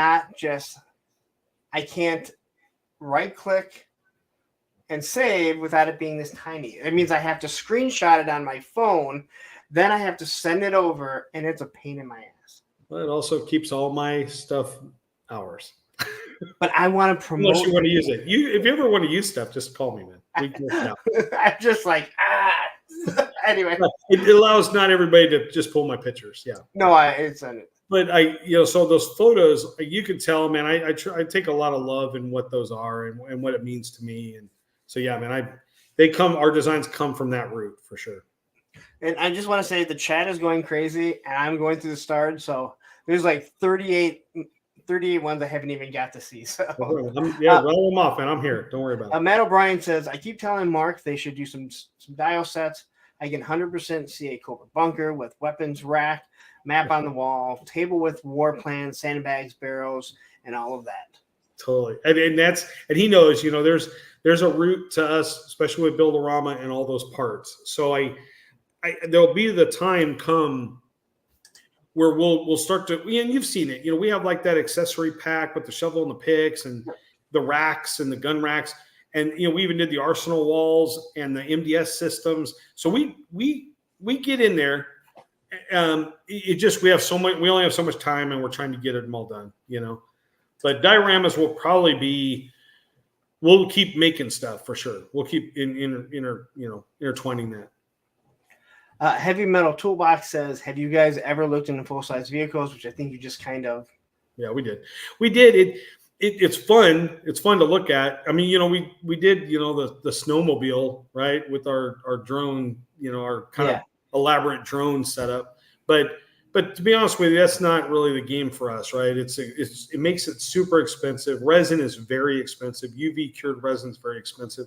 So large vehicles just start to get kind of out of whack. Now there is a lot of guys doing some cool stuff, like real, like authentic reproductions of vehicles. And I appreciate what they're doing. I mean, it's a cool thing for us. I don't know if it works into production that way, but we're always trying. And I think you can never outrule us for like smaller vehicles, like we did the dump pack kind of setup and that kind of thing. So Wraith Mason asked about the Warhammer, but you already answered that. Yeah, we do them. Yeah, just check them out. They're not like he already did. He already did. Nice. All right, this is one, and I kind of asked with the weapons, but Darth Berkey asked, "I love the Gridiron mashup. Whose idea are those?" I love this one because the fact that they didn't even give an eel a weapon. Now, don't get me wrong. I have so many weapons from so many other companies, and even Hasbro now has given me so many, and they are making much better weapons. Yeah. That to me, it wasn't like the biggest deal, but we hope we have something to do with that. Yeah, that's our hope is that if we made the industry better, that's a goal. But whose idea? Because some of these, like I know I did it was a Boba Fett crossover with something. That, again, Greg lent me. But whose idea was that, and where did that all come from? Yeah, that's most of that stuff's mine. I'm the mashup guy. So if ever you hate the mashups, you can throw me under the bus. So the mashups are kind of my responsibility on Mondays, and then Quaid will typically help me finish up if there's some technical stuff in there. But I'll take, the whole concept is there was a lot of weapons I was wanting that weren't going to be really feasible for time, like to build from scratch. And now, we have a really, really nice library, of just thousands of parts. I think we're up to probably close to 3,000 parts now. That comprise 500 sets, right? So that library of 3,000 parts really allows us to interchange and intermingle. And so I'll usually just it'll be a creative, artistic endeavor for me to do a mashup. Sometimes, we're a little close to reality.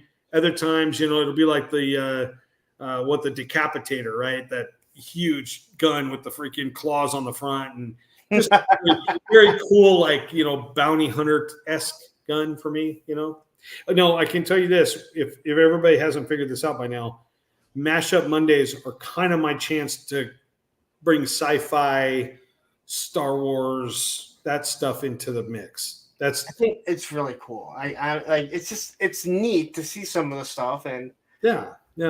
It makes it fun to kind of imagine what it would be like so I can tell you one of the guns that you're going to see probably in a mashup is also part of the freebies this weekend. And we had never done this gun before, and it'll be very obvious what it is. I'll leave it at that. Okay. So Jeremy asked this, and Jeremy's a really good guy. So I don't want, that's good. Okay.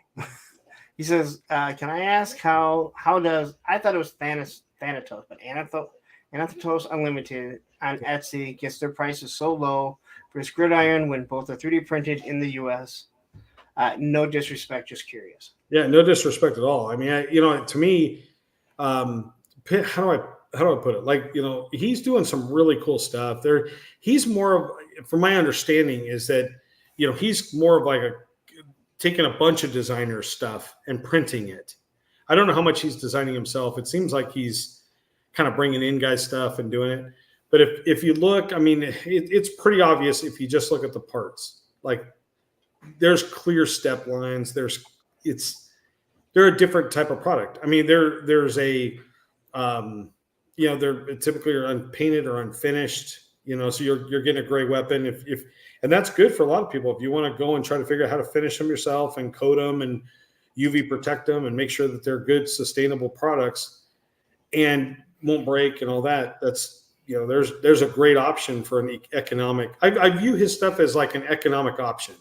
So if quality at the level we're producing isn't what you're wanting, they're a great option. But I don't view us as competitors. That's really never been an issue. And I want to say this, you answered, and I want to say you answered it right.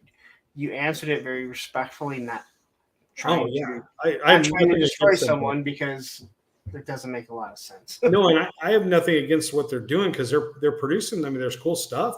There's some cool designs in there. But there's not the same thing, you know. I can also say this, where Tony has told me where they get some of their weapons from in the garbage, and he's like, yeah, just go, you know. And he's like, what's wrong with these? And like, dude, they're garbage. And he's like, there's nothing wrong with these. Like, that's attention to detail.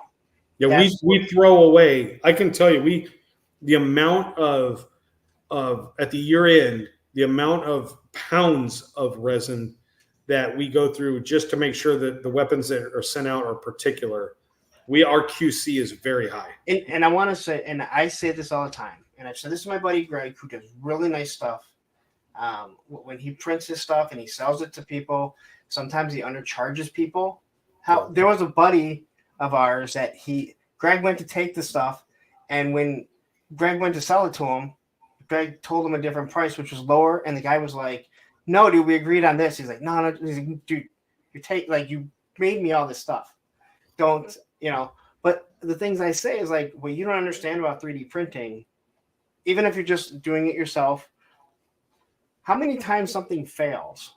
You know, like that's cost. That's and right. If you're doing it just to make a little bit of side cash, well, guess what? I went to work. I left this thing printing, and it worked for 30 to 45 minutes. And then the next 5 hours, it just made spaghetti. Totally. But I wasn't home because I was at work trying to survive. So yeah, people don't ever take that into consideration. Well, no, that's a great point too. A lot of these guys, you know, like because I always see that question, like us versus them and all that. And him and I have actually talked. I mean, he's a really nice guy. And the interesting part is that the reason I don't see us as competition is that there's different levels of business. You know, this is our job. We do this full time. We don't have another job. I have, you know, there's guys in here that we employ to work here with us full time. My partners are full-time members of this. So we're not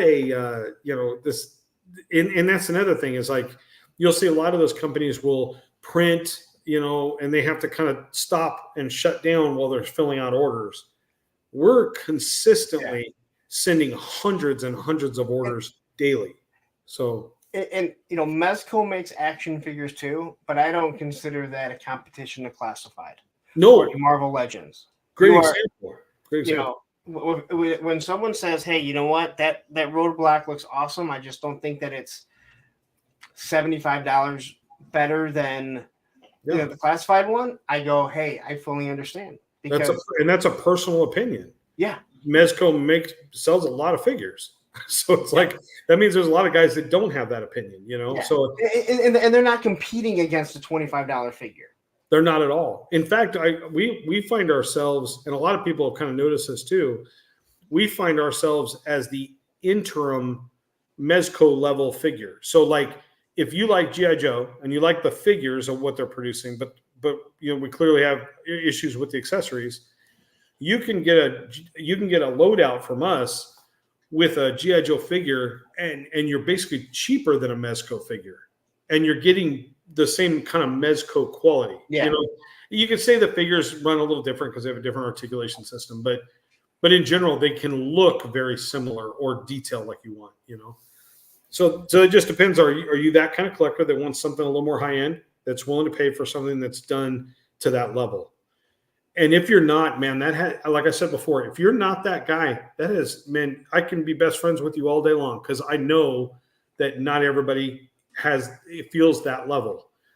But there is a market that does, and that's what we support, is trying to make the best possible product that we can.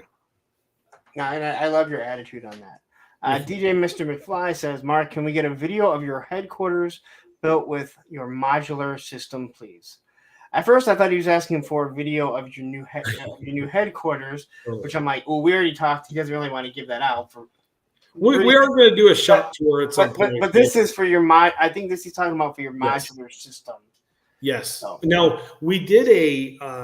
I don't know if you saw there was a lot of pictures posted from a show. I think it was toy displays, toy Mike displays. He's an Instagram guy. Does some awesome stuff. Toyomic displays. Yes. He was Yes. already in today. Oh yes, he does some awesome stuff with our MDS systems. He's put together these just elaborate. If you look at his page on Instagram, there's some just crazy photos. But we are planning to have for Joe Fest a very cool display for MDS stuff. We love that system, and it's very universal to us, and there's cool things that we want to do to it. All right, so Greg asked, he said, I've had a few guns break, but never reached out. Didn't know they took QC seriously. I think one of mine broke during one of your reviews. I don't think so, Greg, or else I would have offered. I don't think so. Okay, so let me ask. So what is your, how do you handle, I mean, how old can a weapon be? I don't really care. Like that's what's, for us, it's been a situation where if you have something break, and for the most part, it's like I have to have you show me a picture because I got to see what broke and how it broke for a couple of reasons. If you have something, just send us the picture. We can from there we also know what exact weapon it was or what part it was, but we can see what the problem is. And most of the time, look, if it's a legitimate break that happened, that was off of design, it helps us immediately. Like we go right back to the drawing table. Like that needs to be repaired in the design stage. We have to change that product from its essence so that it stops this from happening in the future. So that's what I like about the photos. Great thing is the drones. We had so many people love the drones, and everybody was very patient. We were trying to put together these just massive amounts of orders of these drones, and they all sold out. And there was an issue with a tread that was separating, and because we were making workable treads with 3D printed parts. I mean, it was crazy. And as soon as we saw the first picture, it was clear that we had basically in the design stage created a controlled joint that was just splitting with any pressure. So we knew right away, fix that, beef it up a little bit, and we started getting the new ones out to everybody right away. So okay. Yeah, and so if he has a broken part, unlike most companies, the way.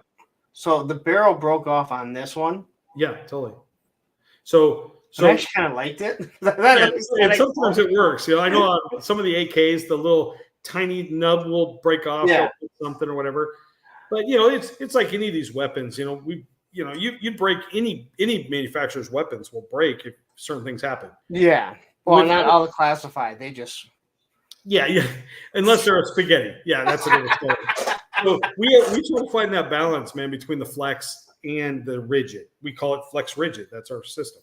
So, but man, if you ever get that issue, all you gotta do is send us an email with the pictures, as best detailed pictures as you have, and we will send a replacement in your next order every time. As long as it's not something, just obnoxious, and we don't get this, but just in case you're ever planning on hey, I'm going to do something dumb and send it to them, see if they replace it. We're not stupid. We understand how these things work. So, but we want you to know that if you got something in a shipment and, they were playing kickball with it at the post office, we're going to help you. You're not out anything. We want you as a lifelong, customer, and, we want you to be part of our group. So, it's never, ever a thing. We don't ever want to make you feel bad if something broke and you paid a lot of money and you're thinking, oh man, I can never get that. Never do that. Just contact us. You can call me direct, man. I talk to most people direct. And I got to say this, the fact that you realize that this is expensive stuff, that people are paying a premium, you're not like, hey, listen, that's just the price of it. You're like, hey, I understand that you're working hard for your money. We want to make sure that you're happy. That's exactly. I think people hearing that, if people watch this that maybe thought, hey, this stuff's just too expensive. Maybe they can watch this and they can hear it. And I tried talking about this with industries in general. Hey, you know what? G.I. Joe's not $1 billion brand. Hasbro's $1 billion company. G.I. Joe's $1 million brand. They don't just give you an open checkbook just because, well, I want it, you know. And people don't seem to understand business. Like, no, that's a great point. I mean, I appreciate you pointing that out, because what I feel like with us, man, is we want people to feel comfortable. We understand that 3D printing is still new, and it has this there's been this weird kind of aura around it for years because it wasn't very strong, but the times are changing, the materials are changing, and we feel very confident that if you know us at all, the types of products we've sent out over the last 3 years, to have very, very little breakage and very little returns, it's insane. We've taken this very serious, and that's what we back. So the thing about you're saying, like, with people understanding the business, the way we do this and the way we are offering these products at this price, this isn't coming from any level of greed at all. This is solely coming from what it takes to make it at that level, and to be worth making. Because to have a business and not have it worth making it, that's not a business. Now, we do get a lot of people that always wonder when they try to put us up against another company that is cheaper. They're not taking in the factor that some of these guys, they don't even care to make money. They just want to make cool stuff, and they want people to appreciate what they're making. And I understand that, but you can't put us in that. We're a real business. We're a real corporation. We have to think through all this stuff. We can't just, say, hey, here's it all. And it doesn't, when we run our freebie events, those cost us money. That's still labor, but we're hoping that it garners your attention during a cycle of, a promotion that maybe gives you a shot to go, you know what, I haven't tried Gridiron before, but I'm going to get something for free. It'll help, if it's like let's say an $8 to $10 or $12 value, that's going to help against shipping. And that's the kind of mindset that's helped us garner, I think, the following that we have. And that's what a lot of people say. Even, Tony and all them, they'll say, hey, order it when it's a freebie. Yeah, if you're skeptical of it, try it. Because you're going to get something. You're going to get something else, an extra weapon. And yes, $12 for a rifle is expensive. It is, yeah. And and the thing is, like, some of our rifles now are getting so tricky. We have 3 multicolor paint apps. We have, we always have, removable magazines, where it's applicable. Now we have like bayonets and different. I mean, that AK that came with that loadout, kind of crazy to have a bayonet removable. It's removable bayonet and a folding stock and a removable magazine. It's crazy, and it's not an elite operator. Our elite operator sets that come in the folding cases with the foam. That's a whole nother level, right? Well, so I think this. I can't. Ionic Blood 666. Hi, Mark. May I recommend a Glock Elite set with the case? Love the cases. Yes, that's perfect timing. Yeah, we for those elite operator sets have been such a cool. I think they've been such a cool, and these were really a brainchild of Quaid.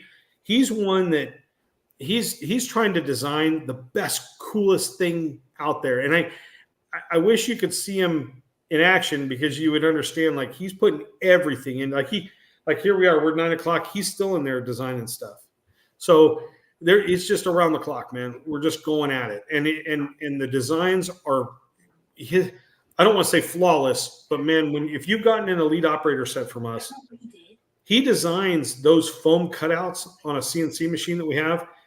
He's designing the hinges, the parts, and breaking it all. As the elite operator set allows us to break into as many parts as possible.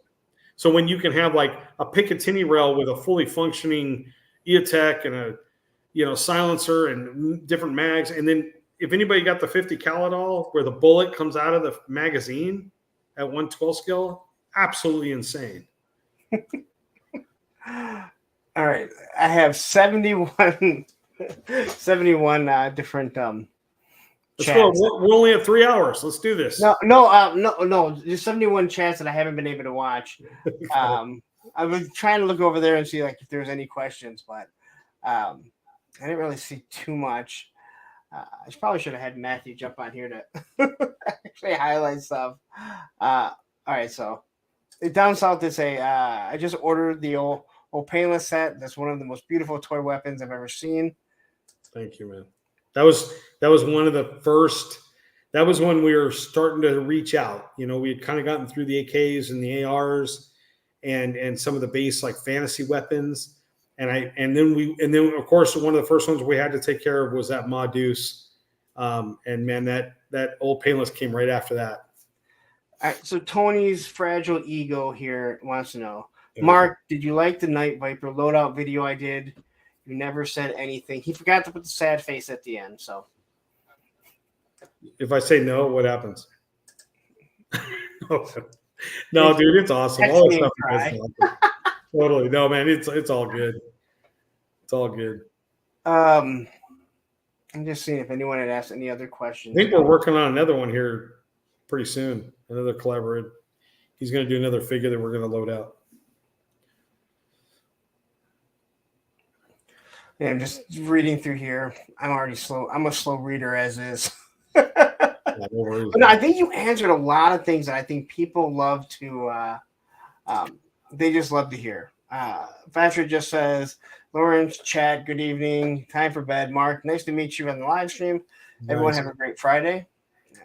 Thank you, brother. Am I on Friday? Oh, I am in Friday. I am in Friday right now. You are not yet. I did have another super chat here. Wraith Mace just says, Gridiron Lab equals Rolling Thunder Surging Iron Roar. I don't know if I'm missing something. Gridiron Lab. I don't know. Maybe the thought of us making a gigantic rolling cannon launcher.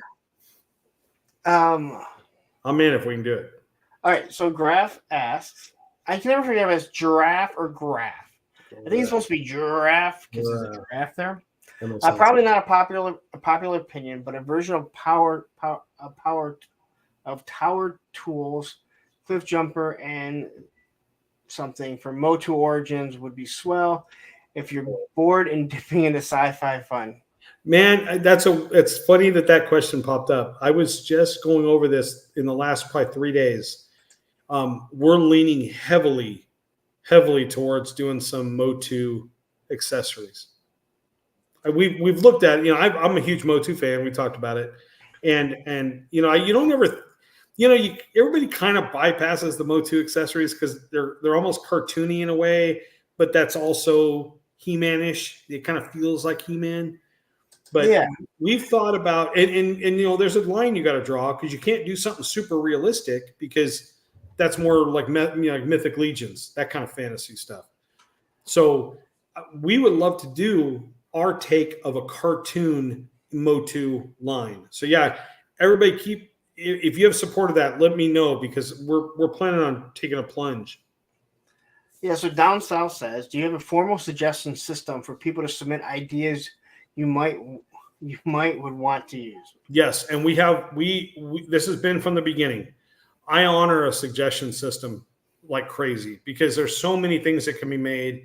And it always helps me if I see multiples of the same, I get to prioritize. I'm not going to say we're going to make everything because I get some crazy off the wall things also that just aren't feasible. But I love the creativity anyway. So even if it's something off the wall, shoot it at me because that might inspire me for something else that would be similar. But yeah, the best way is you can either just send us a direct email at gridironprops@gmail.com. That's usually the best way. It's the fastest way because our shipping department reads those emails daily throughout the day. If anybody's listening out there, social media messages are horrible for me because and you can ask Lawrence. He's absolutely correct. You can ask Lawrence. I can't get there's literally hundreds and hundreds of them. It's like by the time I get to it, like Lawrence had sent me some about this show to confirm. And his message is just so far down the stack that I can't get to it. That system's weird. It's. Well, I'll know that now if I want to head on again. I'll give you my number, man. You can just text me now. Most of those guys. That works. That's way better. Clint Jorgensen says, I was thinking if you're not doing a Punk with Toys con, you should do tour stops like Jim Rome. So if you're listening to Jim Rome, he used to do tour stops. Columbus is a great first tour stop site. So if you don't know, I absolutely hate Ohio. I hate everything about that state. And Columbus is the worst.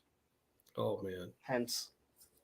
I get the idea, though. I mean, I think we would like to do, the Joe Fest is going to be a big show for us being so far away. I'd like to do some of those. There was a talk of us actually driving because we were going to bring a gigantic prop, but we're going to see how that goes.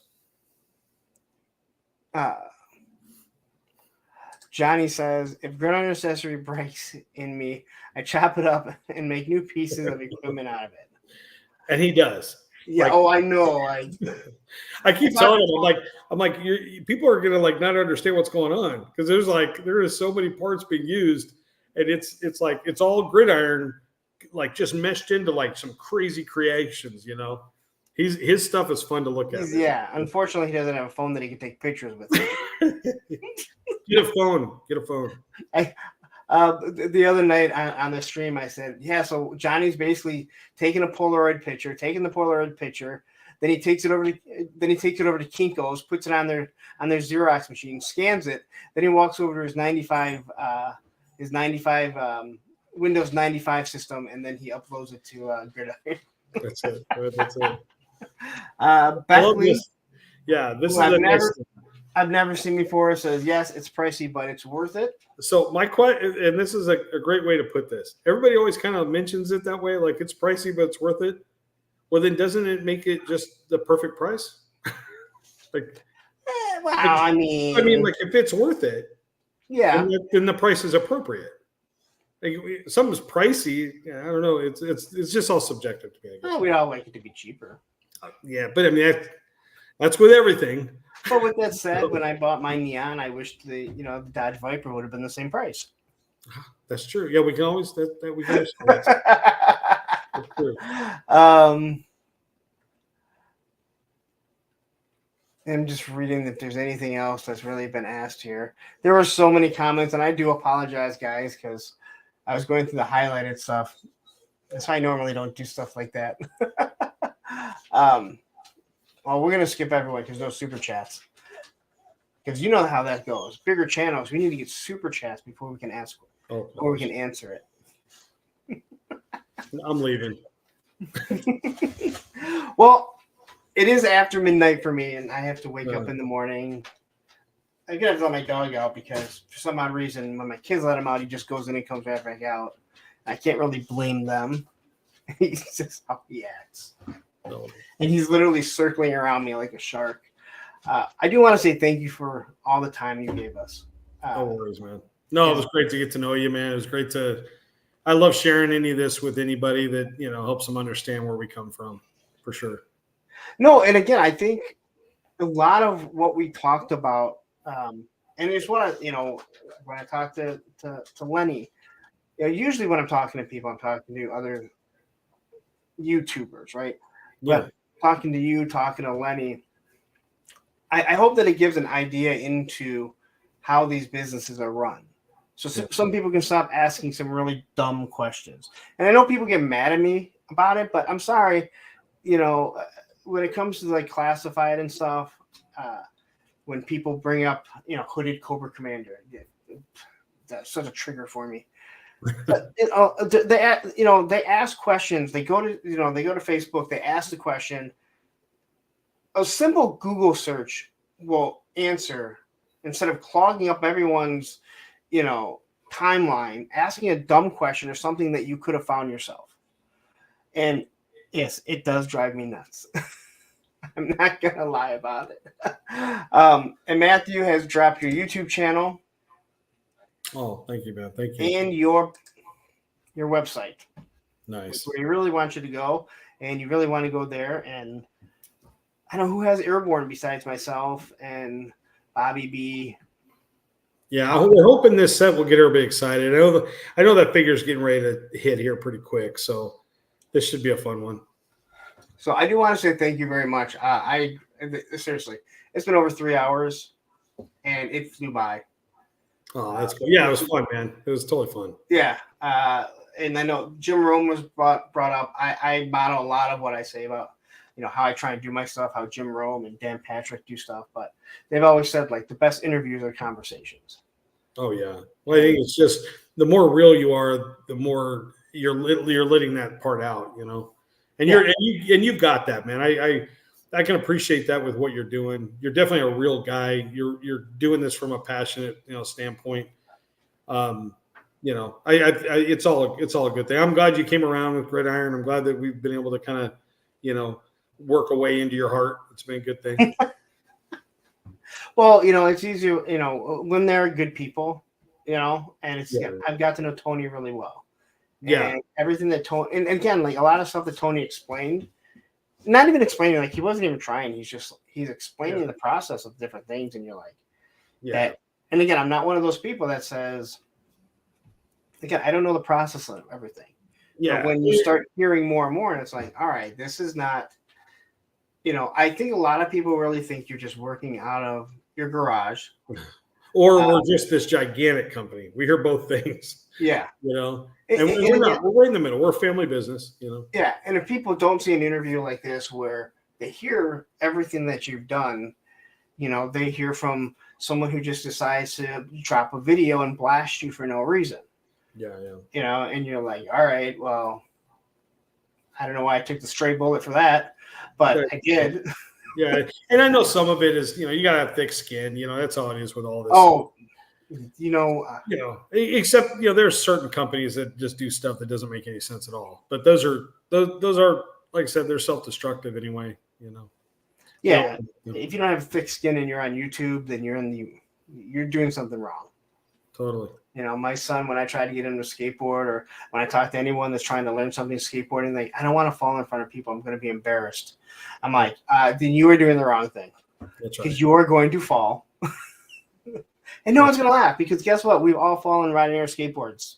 Oh, yeah. We've all fallen down doing really stupid things. Oh, yeah. Well, being an actor, man, that humiliation thing was up there. So I would assume so, because when you see a lot of what actors do and how they have to act, I'm like, I don't know if I could do that. Like, I don't get embarrassed easy, but I had a commercial I did for a Russian. It was Kaspersky, which is it's like a software company, like kind of like the antivirus software. Yeah. And I shot a commercial in LA. It was aired only in Russia, and it was basically me on a counter with a basically an apparatus coming up my pant leg and looking like I'm taking a leak in the sink. And we had to shoot the thing like 7 times. It was just like that kind of stuff. You're like, what am I doing? Is this what is this? So it was like a fun, like, family commercial. Like, the dad's having to get on the counter to take a leak in the kitchen because he doesn't want to go back upstairs. It was one of those kind of things. But that's awesome. Well, all right, let's wrap it up. Okay, you guys know where to find them. Airborne Loadout will be dropping tomorrow. Today for me, tomorrow for some of you. Yeah, we'll probably be popping up the silhouette of the freebies and putting out the loadout. The first loadout will come out tomorrow. Ooh, the loadout will come out tomorrow. Not the first one. The loadout. There's also some great surprises all weekend, you guys. For St. Patrick's Day, we're doing this 3-day. We always do the "Are You Feeling Lucky" 3-day event. So there's not only 3 really cool freebies, but there's also we have the cool loadout tomorrow. There's also could be another cool thing on Saturday and another. There's a reason to come back each day of the freebie event for sure. Sunday we'll have 10 things that will become available on Saturday. 10 only for Sunday. There'll only be 10 of them available as one of the things you can get. So poor KJ. Get that credit card ready there, KJ. All right. Well, thank you. We're gonna end it here. I will see everyone. Well, all the channel members tomorrow. We have a live. Have the members only stream 11 o'clock, and then Monday night 9 p.m. where I will not be talking about how expensive Gridiron is, but I will try and cover some of the stuff, especially the new Airborne loadout. So, in fact, I'll never hear that word from you ever again. It'll be how high quality it is. I think I say that a lot. You do, man. You do. All right. Thank you again. Yeah, no problem, man. You guys have a wonderful night. We're out of here. Thanks, guys.